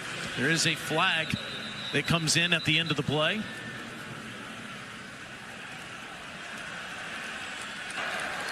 Pass interference on the defense number 8. The ball be placed at the spot of the foul, and it carries an automatic first down. It goes on Judge Collier. Stinch, this is the only team Oklahoma has left on their schedule that isn't currently ranked. the next 5 opponents that Brent Venables will face are. We're talking about that for both these teams. Feels like kind of a must-have game when you talk about setting the tone for that second half of your schedule. Both of them have to find a way to get it done because you stick your face in the fan. This all the way to the end now. When you look at that, Ole Miss, Tennessee is waiting on you if you're Oklahoma. Find a way to get back on the winning side of the ledger this afternoon. 26-4, the combined record of the opponents after today. That was the first penalty on South Carolina today. And Robinson gets a couple there on first down. We have not seen Jaden Ott today, Matt. It's been Blaylock, it's been Robinson, and both have been terrific. It's both, exactly. They've been enough. You know, Jaden Ott got in that game last time versus Texas, and we've not seen much of him today. Haven't seen anything of him today in the lineup. Again, Deion Burks coming onto the field late here on a 2nd and 8, and South Carolina's making all sorts of substitutions. This is the game. So if you substitute late. Oklahoma. This is their first charge timeout of the half. This will be a 30-second timeout. So the challenge is, right, if you sub, then the defense can sub. If you sub late in the play clock, then that defense, now they can't just walk, right? You can't just wander out there. But you also don't have to sprint either to accommodate the play clock for the offense. And that's the real challenge. We've seen that multiple times this season. In offense, you've got to make sure that you're substituting prudently and early in that play clock, or you're going to end up having to burn a timeout. Oklahoma knows that. You see Ott there in the huddle on the sideline. He had over 2,500 yards rushing prior to this year with the Cal Bears. 30 touchdowns there in Berkeley. And a couple of weeks ago, he here on SEC Network had 49 yards rushing against Kent State, but just 1 carry last week against Texas, and I think it was a play where he didn't carry the football that got him in the doghouse. On 2nd and 8, Robinson leaves the backfield, and Mateer throws, and a nice catch made by Caden Helms with a defender all over him. That was Sean Murphy on the tackle. A great job of looking this ball all the way in. Nice protection, clean pocket for Mateer to deliver a strike, but was just shy. Once again, a 3rd down opportunity. Big 3rd down for South Carolina defensively. 1 possession football game. Oklahoma has to know they've had opportunities to create some distance. They just haven't been able to capitalize. Mateer on 3rd and 4 with time, throws, and it's almost picked off. Good defensive play made by Jalen Kilgore. Make the diving deflection, 4th down. Kilgore was just kind of sinking back. And you could see him, he had eyes on the quarterback in Mateer. And as he reads this, almost makes the play. That's twice now that Jalen Kilgore has nearly picked off the Sooner offense. And Tate Sandell will come out to try a 55-yard attempt. That is his career long. He made it from the same marker 2 weeks ago against Kent State and Norman. And now he's done it in Columbia, South Carolina. Sooners are up double digits in their first ever trip to the Palmetto State. We got the great SEC Network crew. We even have a crew here from the Tennessee Titans as well. But maybe Hunter can go to work for these guys. Hunter Beamer, Shane Beamer, Frank Beamer. All of the Beamers would love the Gamecocks to do something on offense here.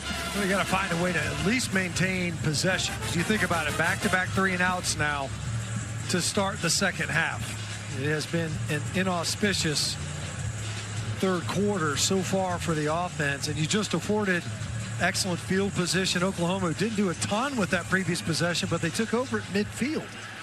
Makes it really challenging.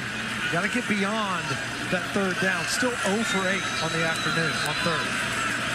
Matt Fuller in the backfield. Sellers fakes in, wants to load up, throws the deep ball down there. Vandravius Jacobs is interfered with.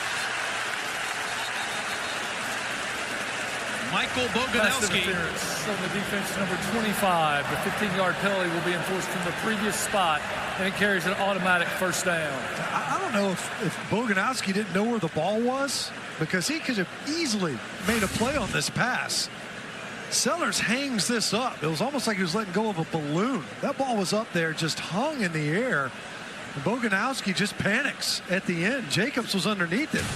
But it easily could have been Boganowski to turn around and make a play on that pass. Yeah, I think Kip Lewis pressured Sellers there, and it's why the ball was so underthrown. But it's a 15-yard penalty, and South Carolina now at their own 40. Sellers to Sellers, and Little Brother tries to take off, and he gets a few yards. Lenoris handing off to Little Brother Jaden, who is featured prominently in today's offense for the first time, Matt, with Brian Rowe injured. It's supposed to be a throwback here. So you give it to him on the rocket sweep. You see Lenoris Sellers, the quarterback. So he ends up rolling out. His brother Jaden was looking to throw it, didn't like the look. It did have a defender that hung out. Didn't like it, didn't trust it, was able to get at least some positive yards.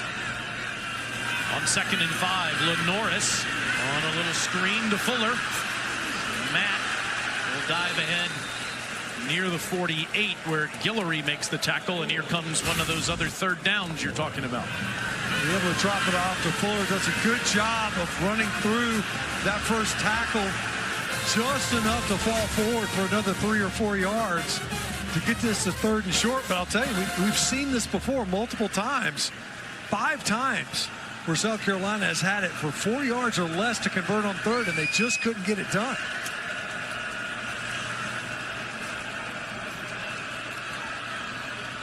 Ran all over LSU last Saturday night. Not the case here today against Brent Venables' defense. Sellers in trouble. And he just has to throw it away into the Sooner bench. Pressure by Mason Thomas and Kendall Daniels. He didn't have any options downfield. Everything was deep right there. So when Sellers has to flush, as you see Mason Thomas coming around on that stunt, there's just nowhere to go. All afternoon, Oklahoma's done an excellent job of pressuring Lenoris Sellers inside out. It's not edge pressure that they're getting. It's right up the middle to force him to flush. Mason Love will punt near midfield. You always have to pay attention to a Shane Beamer coach team when it's 4th down near midfield. And there's the fake. And there's the interception. And the Sooners will take over as Taylor Wine read it perfectly. Taylor Wine was all over. It's like you mentioned, it's 4th and short, it's midfield, and you can feel it almost. This is a prime opportunity, right, where if you're going to take a shot, the Sooners are all over this one. I mean, Taylor Wine almost looked like he was the intended receiver. You're trying to throw it to Nick Harbor. It doesn't matter. You can't win a 50-50 ball. You see Taylor Wine, he just dropped out. Saw that coming all the way. If Taylor Zarzer knows it's a fake, then you know Taylor Wine knows it's a fake. Well, you think, the head coach for the Oklahoma Sooners, coached at Clemson a long time. He's been on the opposite sideline of the South Carolina team, Shane Beamer. And we've seen it last week, previous 2 weeks, where South Carolina's been aggressive in special teams. And this time, cost them field position right here at midfield now for Oklahoma. 2 possessions in a row. Sophomore from Brentwood, Tennessee. First career interception, gives the ball back to John Mateer, and Mateer will move forward about a yard. Troy Pikes on the tackle for the Gamecocks. South Carolina defensively have performed relatively well.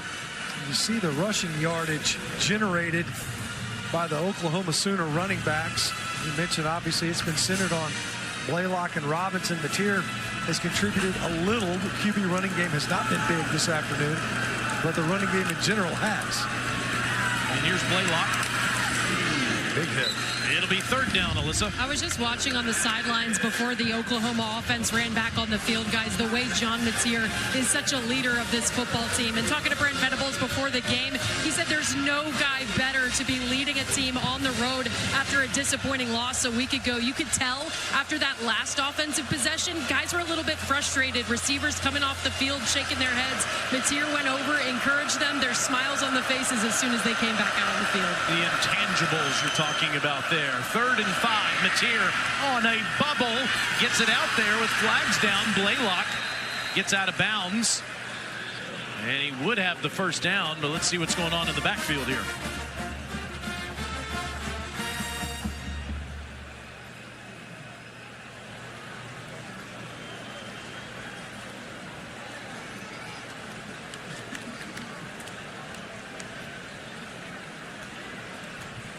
Mateer's helmet came off.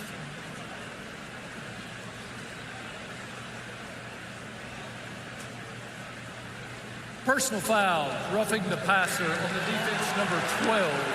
That 15-yard penalty will be added to the end of the run. Carries an automatic first down. The quarterback may remain in the game. His helmet came off, but it was due to the hit. First down. Jatius Geer in the game, Matt, due to injuries to South Carolina's defense. Yeah, top of your screen, working against the true freshman. Look, ball's out, and you got to know by now. Look, you can't go high on these quarterbacks. There are two sets of eyes. That white hat, the head referee, his responsibility is the quarterback. You're not going to hit him late and get away with it, and you sure aren't going to hit him high and get away with it. You're gifting the offense 15 yards. Sooners inside the 25.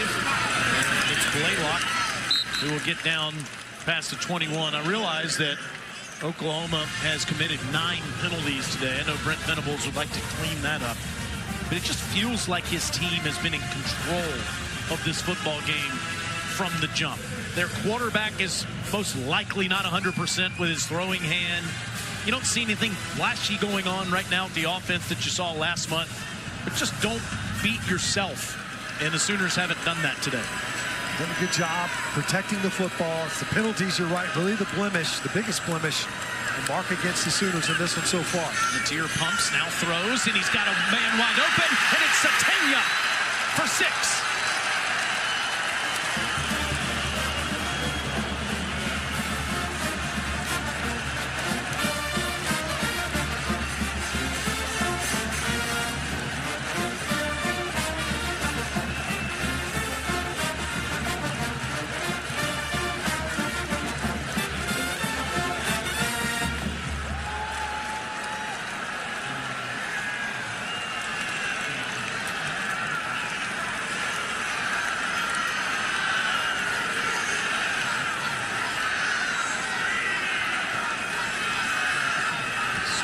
Are 23 of 23 in the red zone this year with 18 touchdowns.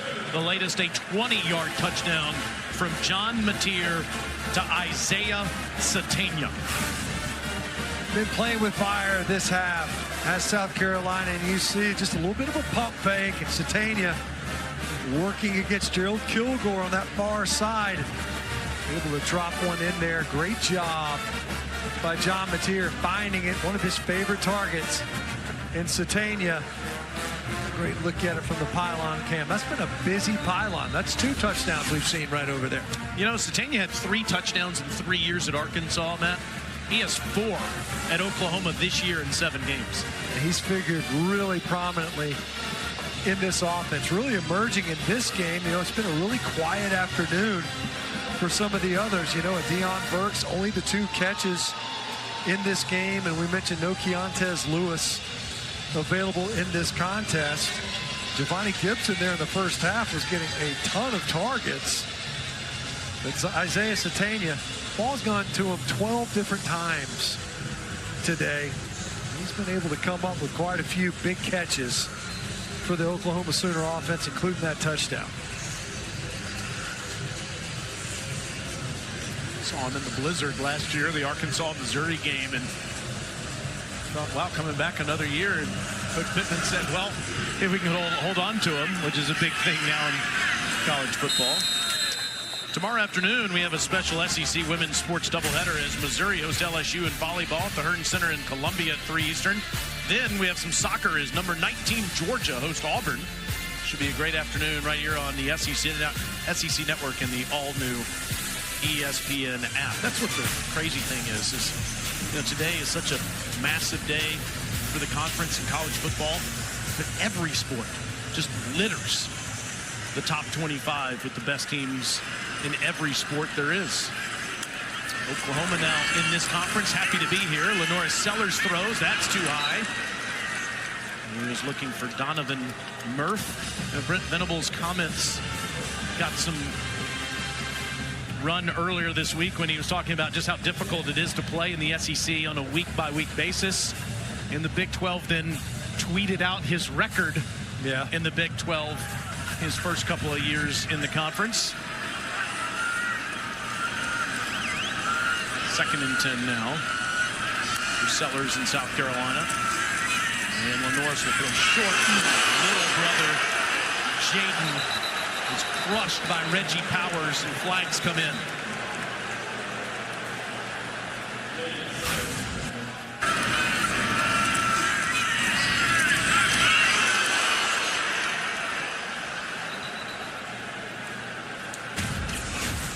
Big hit. You can hear it. You usually hear those big hits. Officials are conferring. They're getting a lot of input from the Oklahoma sideline. Personal foul, targeting on the defense, number 13. That play is now under video review. Powers, the sophomore from Centerville, Ohio. And this is a huge call here because if it is upheld, then next week he can't play the first half against Ole Miss. Take a look at it. He's driving on it. I don't see targeting there. In our entire lives, that's just a good, clean football tackle, but it looks to me like he's leading with his right shoulder. I think that is an excellent example of what would be a form tackle. That was a good-looking hit. Looked like he got his head to the left. It was obviously a big hit, sure, but a clean hit. Now there's such an emphasis, though, when you lower your head, and that's what gets everyone's attention. But this one looks After like video review, there is no foul for targeting. Number 13 may remain in the game. It's 3rd down. It's the right call. Yeah, and I get why the flag comes out. Let the replay booth take a good look at it, overturn if necessary, which is exactly what happened.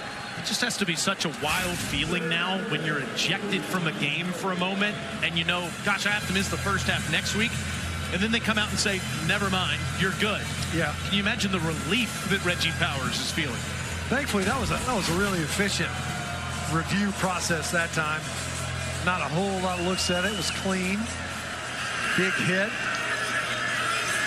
You see Jaden maybe going to talk to his brother later and be like, hey, man, don't hang me out. 6-yard completion from one Sellers brother to the other. Lenoris will move the pocket against his body and throw, and that's caught. It's thrown to Mazio Bennett, and he's short of the first down. It's a good catch on a ball that was thrown behind him, and Guillory made the tackles. And you would think the Gamecock offense would stay out there down 17. Looks like they're going to send out the punt team. Try to play field position too far on their side of the field. The fans don't like it. It has not been a good day in short yardage scenarios for the Gamecock offense. They did have on that scoring drive a couple of nice 4th down conversions, regular downs. Offense was on the field, not on a fake punt like we saw on the previous offensive possession with the pick.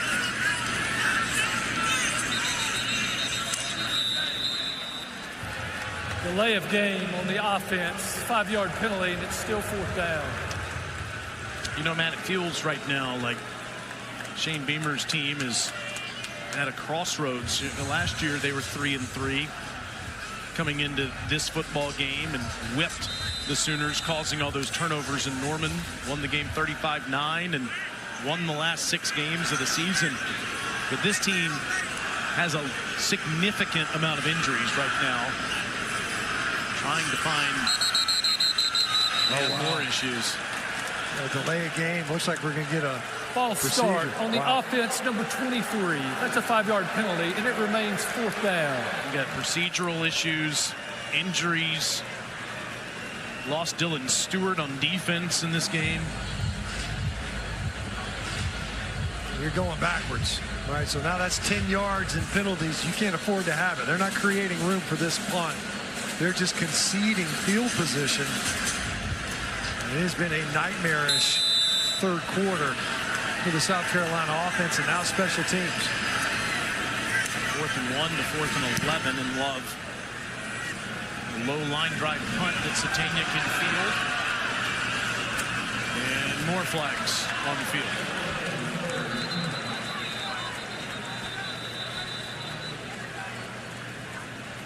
Probably going to get a block in the back on the Sooners, so South Carolina might be able to recapture some of that field position they conceded on the delay of game and the false start. During the return, illegal block in the back on the return team, number 25. 10-yard penalty from the spot of the foul, 1st down. In less than an hour, it's Mississippi State and Florida in the Swamp here on SEC Network. And then tonight, it's number 16 Missouri and Auburn at Jordan-Hare Stadium at 7:45 Eastern Time. Both available on the all-new ESPN app, so you can watch anywhere. Hard to figure who wins that one between the Gators and Mississippi State and the Swamp. Yeah, you think about, Mississippi State, near miss, overtime loss to Tennessee, albeit at home. And Florida, man, they're a different team in the Swamp, or can be. Haven't been always. How about what's going on in Nashville? Man, the Doors. Tier hands it to Blaylock. Torrey gets up to the 35-yard line. The headsets are off in Nashville as we have the ESPN app up here in the booth. Over on ABC, it looks like Vanderbilt's a few seconds away from knocking off LSU. How about that? They were a favorite for the first time in school history versus a ranked opponent. And they validated that confidence coming into the game. On that last play, Torrey Blaylock went over 100 yards. He has 101. That's a season high for him. You won't have to snap it here if you're Mateer, and he will not. Sooners dominate the third frame. That is the end of the Coach third. Arbuckle loves it. You're watching SEC football presented by Allstate.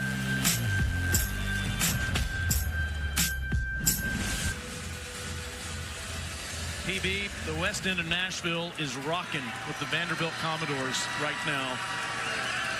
I really think this is the best team they've had in close to 100 years. Here, Oklahoma leading South Carolina 24-7 as we start the fourth quarter.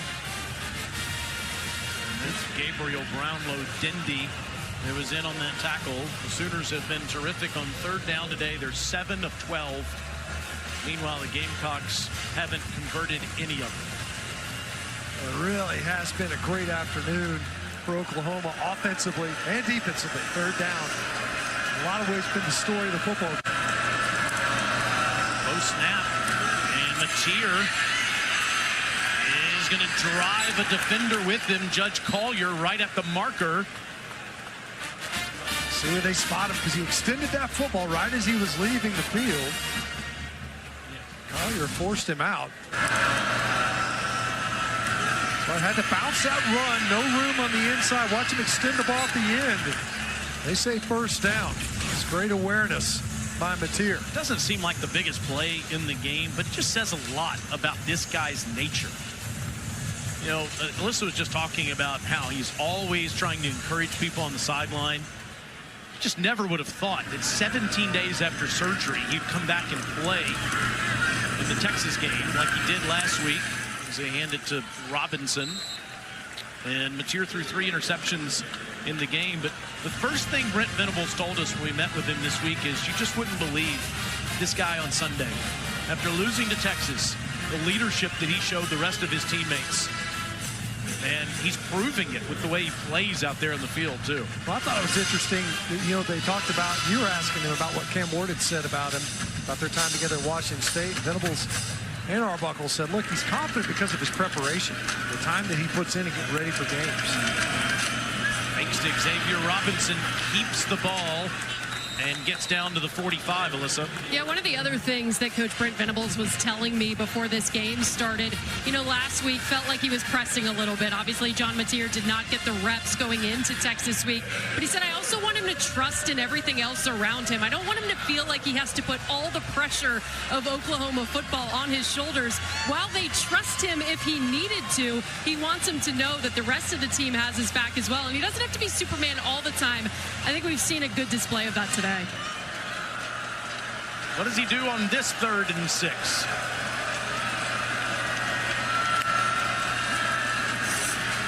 He's pressured. That's the first time they've got him. Brian Thomas Jr. with the sack.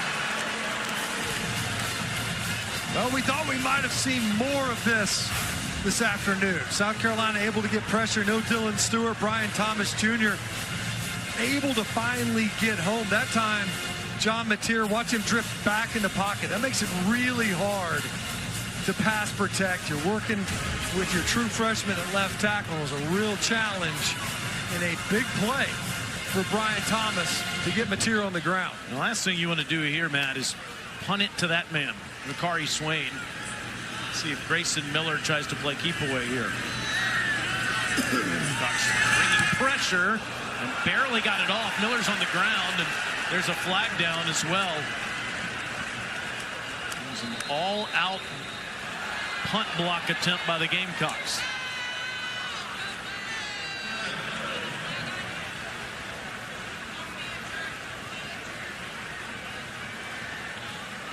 Initial call was running into the punter. Running into the kicker. On the receiving team, number 13, that penalty has been declined. First down.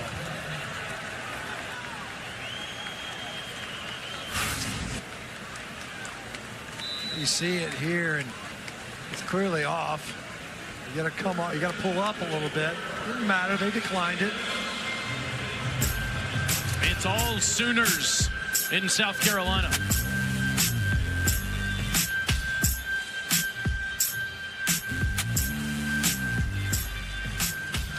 But then when that guy the Sooners don't like to talk about, Lincoln Riley, left and went to USC, Caleb Williams went with him.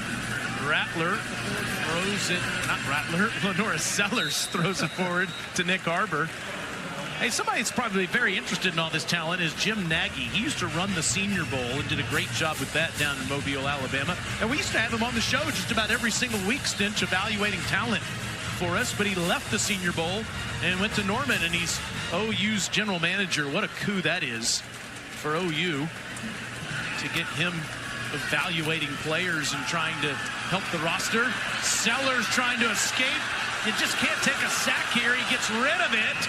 And into the bench. Pressure by David Stone and Kip Lewis. Sellers helped back up. You know, this is an incredible effort that won't ever show up in the box score as anything other than an incomplete pass. But you see it just fighting off tacklers we talked about. It's just so hard to bring down. And he's just bouncing around back there. He's just not had many opportunities to extend plays. Oklahoma defensively has done an excellent job of keeping Lenora Sellers off of his spot and uncomfortable. And he's in trouble here on a blitz by the Sooners. He gets out of there. And look at this athleticism. He dives near a first down. Owen Heineke couldn't get him down in the backfield. And Sellers' athleticism moves the chains. And you see just the effort, back-to-back plays, where it's almost a singular effort by the quarterback for the Gamecocks. Venables keeps bringing the house, and down goes Lenoris. That's R. Mason Thomas. Gamecock offensive line just cannot protect their quarterback today. You see, you got a backup in there at left tackle, just no hands. R. Mason Thomas. The guy's played a lot of football. Watch him just swipe that outside hand and able to shorten the corner. It doesn't matter how athletic you are. If you don't feel it, it's your blind side. it's hard to stay on your feet like he did the previous 2 snaps. 14 sacks in a year and a half of college football as Oscar Attaway carries the ball.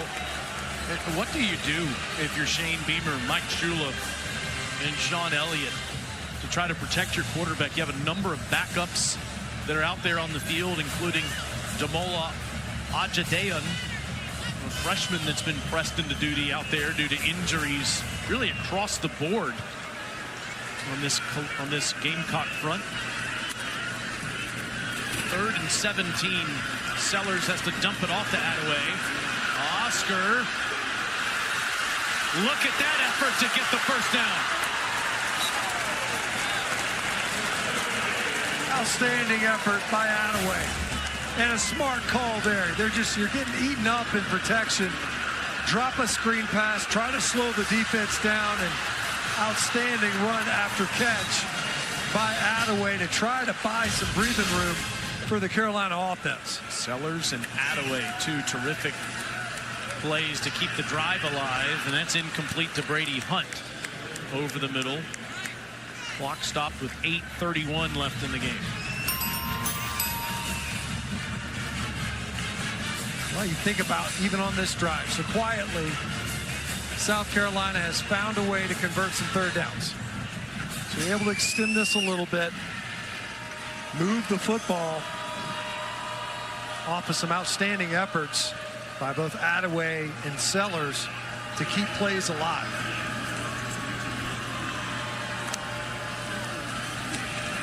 Sellers, that ball deflected. It'll be 3rd and 10. And it was Kip Lewis who got his hands on it. It doesn't matter who you talk to. Brent Venables, you talk to Trevor Sikkema, who's here for Pro Football Focus down on the field. You talk to, obviously, any Gamecocks fan. Anybody that evaluates talent, they tell you LaNorris Sellers could be the best quarterback in college football from a pro standpoint. He's got to have time to operate. I think that last snap was the only snap of this possession where Oklahoma brought fewer than 5 rushers. On 3rd and 10, Sellers, protection picked up this time. He throws downfield, and it's incomplete. That was Vandravius Jacobs, covered up by Jacob Johnson. Had a shot at it, actually had a little bit of time to deliver this shot. You know, that's a real challenge. You know, you want to go deep. The coverage is there. And Jacobs wasn't capable of getting much separation. Jacoby Johnson playing deep and running with him hip to hip. And 4th down actually has been relatively good for South Carolina. 3 of 5 on their attempts.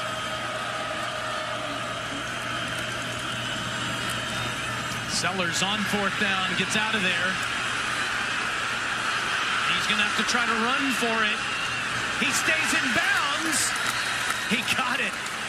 Wow. Kobe McKenzie had a chance at him, but missed the tackle. One of the few times where you see a quarterback escape out the outside. He gets flushed out. Once again, South Carolina pretty crabby there on the edge. Didn't matter. That's the part of this game, though, that I think that sets him apart. It's so difficult to get on the ground, running through tackles to pick up the first. Crossing midfield, Sellers tries to get rid of it, instead goes down. Sacked on the play, and that's Adibarawa. PJ was there. Kendall Daniels also back there at the end of the play. It's a 5th sack for the Sooners. You see that pocket just collapsing, and Adibarawa is down there around Sellers' legs. You almost have to be down there. If you try to tackle him from the waist up, he's not going down. You almost have to trip him up to get him on the ground. He did give it to Daniels, though. You're right. I think PJ is the reason for it. On a screen. That's incomplete. It'll be 3rd and 18. There is no foul for intentional grounding. Number 1 was in the area. It's 3rd down. They let Dominic Williams through intentionally, trying to set up that screen, but Faison couldn't make the catch. 3rd and 18. You've already converted a 3rd and 17. That was on LaNorris Sellers dropping it off to Attaway, who was able to run after the catch. Well, the Sooners, throughout this possession, blood in the water. And you see that again, last time they showed this look, they failed and only rushed 3. Timeout, Oklahoma. This is their second charge timeout of the half. How about the big game Oklahoma's next week against the Ole Miss Rebels? We'll talk about that in a moment.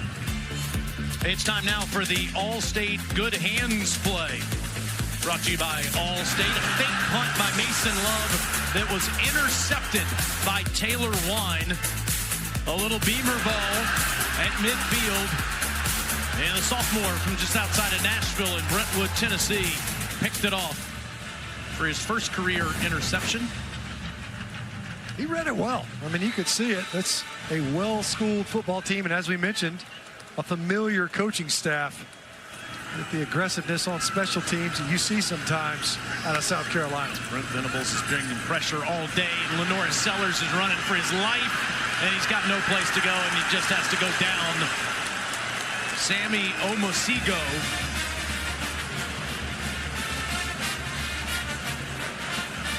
He just can't hold up. So that's now 19 of 32 dropbacks. 32 dropbacks in this game, 19 times where South Carolina has been pressured or sacked. Coming into this game, it was 42% of the dropbacks that were pressured. That's the 12th tackle for loss. It's just been here when it's obvious passing situations, the worst possible scenario from a protection standpoint. And this is like 4th and Anderson to go. Offense stays out there. Sellers will throw short. And OU will take over on downs on the Gamecock side of the field. Just a challenging second half. And the opportunities were there, especially early in the third quarter. I mean, your defense came out and was building on the way they finished the first half. They just couldn't capitalize. All Sooners today here at South Carolina.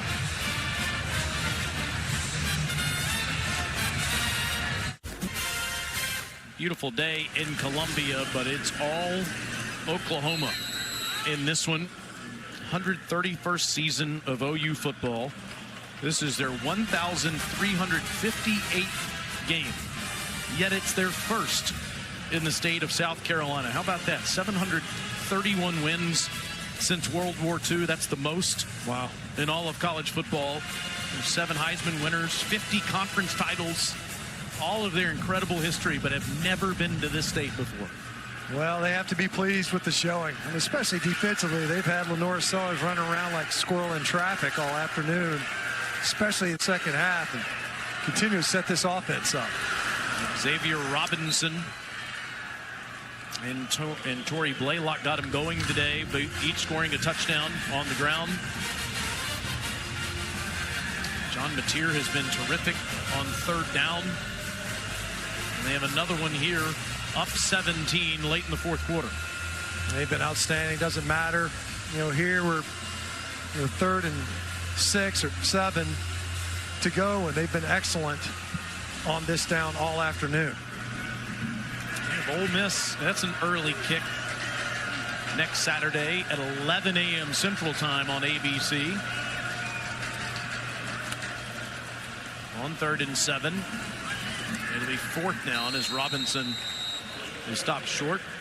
Georgia and Ole Miss no score over on ABC right now in the first quarter. South Carolina. This is their first charge timeout of the half. This will be a 30-second timeout. Please reset the game clock to 4:34, 4:34. Just a reminder, after primetime game between number 16 Missouri and Auburn, we have SEC football final with OU's favorite son, Dari Noka, Chris Doring, and Benjamin Watson here on SEC Network. They take you through the biggest stories of the day and break down all the games. It's also available on the all-new ESPN app. We've had to say this a couple of times so far this season, and it just bears repeating. We've said this isn't your father's or grandfather's Vanderbilt Commodores. No. I've got a new one to say today. Great-grandfather? Well, yes, but this is a true statement, what I'm about to say. The Vanderbilt Commodores are very much a college football playoff contender. Yeah. How about a conference championship contender? I mean, there's a chance that they end up in Atlanta at the end of this season. I mean, that's playoffs this year for this conference. That's almost it is definitely a lower bar to clear because of the expansion. We're talking about 4 teams, maybe 5 at the end of the year. Which 2 are going to get to or have to play in that SEC championship game? Maybe it's the Vanderbilt Commodores when it's all said and done. And who knows? Maybe they play the Oklahoma Sooners in Atlanta. How interesting would that be? Texas made it there, of course, in their first year last year. This is OU's second season. This is a 4th and 6. And Mateer's going to do a little quick kick here. What else can this guy do? Wow. I mean, the guy has been outstanding at quarterback, and now he's punting it to the 1-yard line. I was wondering what we're doing here. What's the plan on this 4th down? And, man, John Mateer, Ben Arbuckle didn't mention this in his toolkit. He handles that snap and just doinks it on down there. Really well executed by Oklahoma. 4.5 to play in South Carolina. A thought here is you got to find a way to try to maintain possession, sure, but also you got to protect your quarterback a little bit. He has been harassed the last couple of possessions.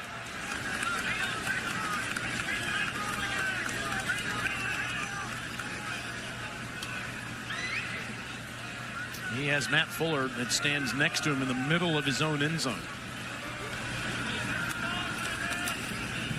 And Fuller's not going to get out. 2 more for the OU defense. Rolling on the field is the safety. Marcus Strong, we're going to give him the initial pressure there. Big number 99.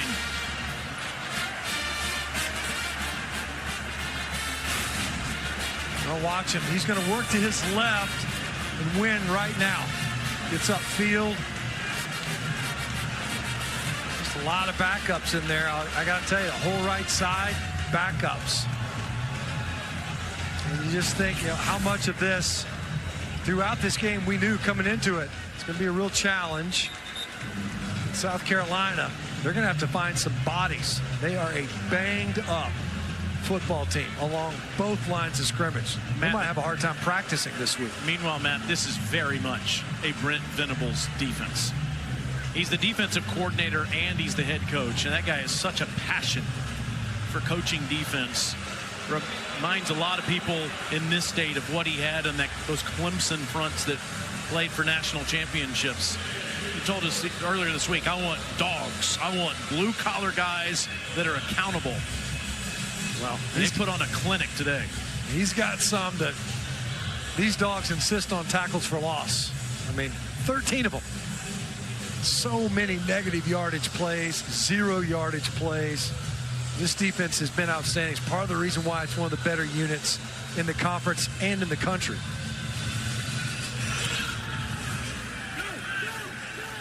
Short free kick, and Sooners will take over at midfield. Tanya's had a good day. Touchdown catch of 20 yards and 73 yards receiving. He also factors in special teams. We're talking about Vanderbilt's prospects the rest of the way, and there are a number of SEC teams that will factor into the college football playoff conversation. You have to think these guys in Crimson and Cream are part of that talk too. Schedule is brutal though after this. Whit Neubauer in the game to finish things up. I like the way that kid spells his name. Got that extra T in his Whit. Another Whit that does that. And he gets a couple of yards. Robinson does there. Whit Stinchcomb, I'm sure, likes the spelling of Whit Neubauer, the sophomore from Raleigh. Well, even if he doesn't, that's how it's spelled. Suck it up. Whit Stinchcomb turned over, I'm sure, to the Georgia Ole Miss game a little while ago. He's at that game. Is he? Yeah, this one's, As we kind of put it, you talk about the schedule going forward in this one, it only gets tougher. We talked about it at the top. Oklahoma, they've got a tough row to hoe all the way home. Taylor Tatum in the backfield, and Tatum won't get much.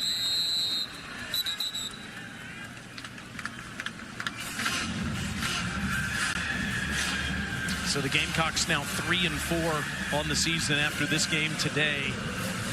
And as hard as Oklahoma's schedule is, extremely challenging for South Carolina. They're on ABC here next Saturday against the Alabama Crimson Tide. And after Oklahoma's done with Ole Miss, South Carolina goes there to Oxford to play the Rebels. Number 4, number 5, number 6 coming up on the schedule.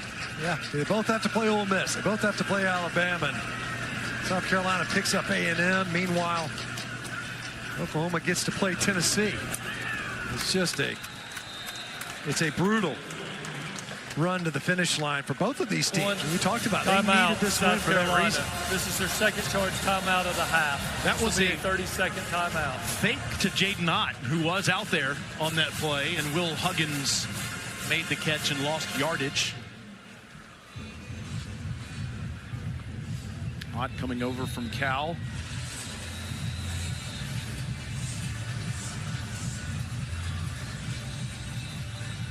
Sooners enjoying this first ever trip to the Palmetto State. Now, this was a fair fight, Matt, at halftime. It was a 14-7 game. South Carolina got the ball first in the second half, and you're thinking, after all the momentum they had in the first half and their ability to get into Oklahoma territory, that we might have one that would go the distance, but instead it has been all Sooners in the second half. Yeah, the Sooner defense, especially in the third quarter, I mean, just smothered South Carolina offensively, repeatedly getting those short fields, the balls at midfield, able to punch it in for that field goal to open the scoring in the second half. And it looked to be a low possession game. It was going to be a tight one. You didn't need a ton of scoring to have breathing room in this game.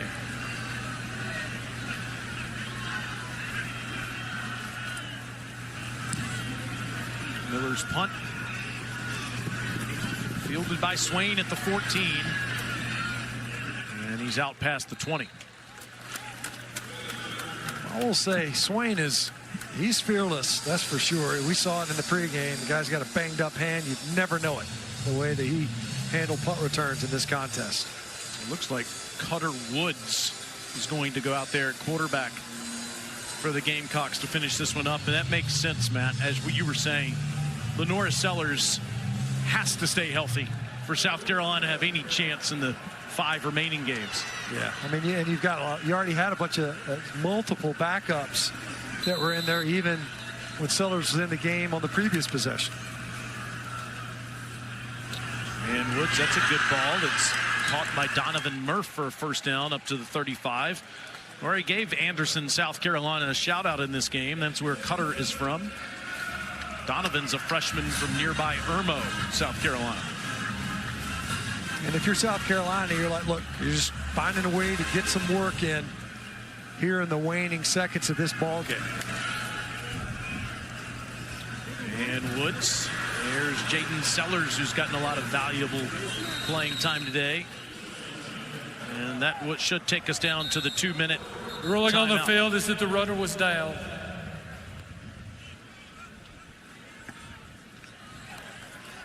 Two-minute timeout. 6-7 Sooners. 2 minutes.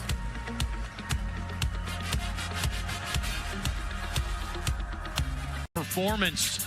Torrey Blaylock with a season high with over 100 yards rushing, 101 to be exact. And that was a really big one early in the game on a 2nd and 20, and this is the touchdown runs, Finch. He was really impressive, really all afternoon. They've talked about, the coaches raved about Blaylock. Young career, and already that career high at 101. Impressive afternoon. Brother Woods somehow stayed upright.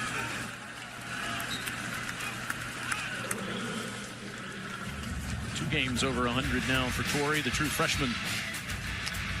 Well, and he's a guy that's needed to step up for this Oklahoma offense. As we mentioned, they were expecting some other guys to contribute. He's proven to really emerge as that bell cow. Woods continues to look good on this drive. It's another Jaden Sellers first down reception. As has Jaden Sellers this afternoon. You know, a guy that kind of got forced into service. Brian Rowe was injured for South Carolina. Add him to the list. A guy that they anticipated maybe trying to get the ball to a lot this afternoon. Instead, it's been Sellers that stepped up. Plenty of time here. Incomplete.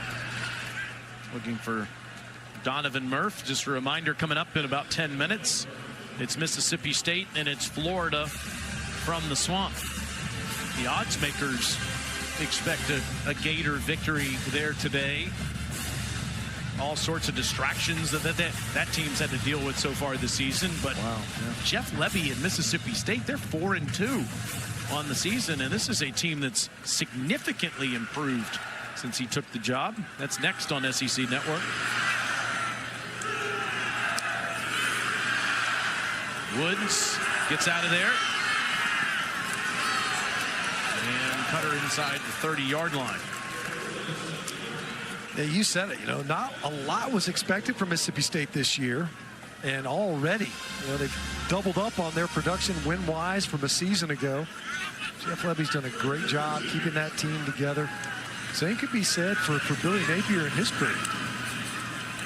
Woods. It's a good ball and a completion for a first down inside the 25 with under a minute left to Murph. And then the nightcap tonight on SEC Network, at least going into the game, feels a lot like this one. Two teams that have exactly the same kind of situation. The road team has one loss. The home team is 3-3. It's Missouri at Auburn. Woods stands in there and throws an interception. Johnson picks it off. Junior from Mustang, Oklahoma. Throws the pick. Shane Beamer consoles Cutter Woods. Yeah, it looked like some miscommunication between he and the receiver. Receiver breaks off the route. Malik Clark just kind of shut it down and almost turned into Jacoby Johnson looking like the intended receiver here. You see the confusion there. It wasn't even contested offense to defense. Instead, ends up being an interception. In some ways, an impressive drive for South Carolina offensively, trying to get that work in. And tough way to end that possession at the end of the game. South Carolina had 54 yards rushing in this game. And Oklahoma lived in the backfield, too. They had 6 sacks of South Carolina. They have won 87 straight, the Sooners have, when holding opponents under 21 points. Oklahoma improves to 6-1, and they'll host Ole Miss next Saturday in Norman. Miss has the early lead in Athens over on ABC right now. Meanwhile, South Carolina will host the Alabama Crimson Tide. Well, the story to me, Taylor, more than anything, this Oklahoma Sooner defense, real deal. Able to get up off the mat from a week ago and pick up where they had left off. A dominant side of the football for the Sooners. And I know that 6 wins isn't the end-all be-all. That's the 27th straight year that Oklahoma has become bowl eligible. Georgia has the longest streak at 28.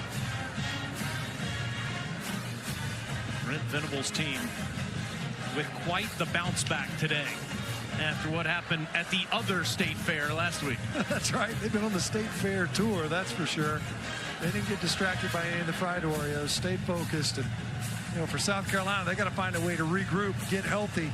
There's a lot of football still in front of them. No easy matchups left. I want to thank Tony, Tim, Cameron, our entire crew for all their great work this week. Kevin Maloney and Russ Moore here in the booth. For Matt Stinchcomb and Alyssa Lang, I'm Taylor Zarzer. Oklahoma beats South Carolina 26-7. Send you now to Peter Burns and the SEC Now crew back in the studio. Thank you, Czar.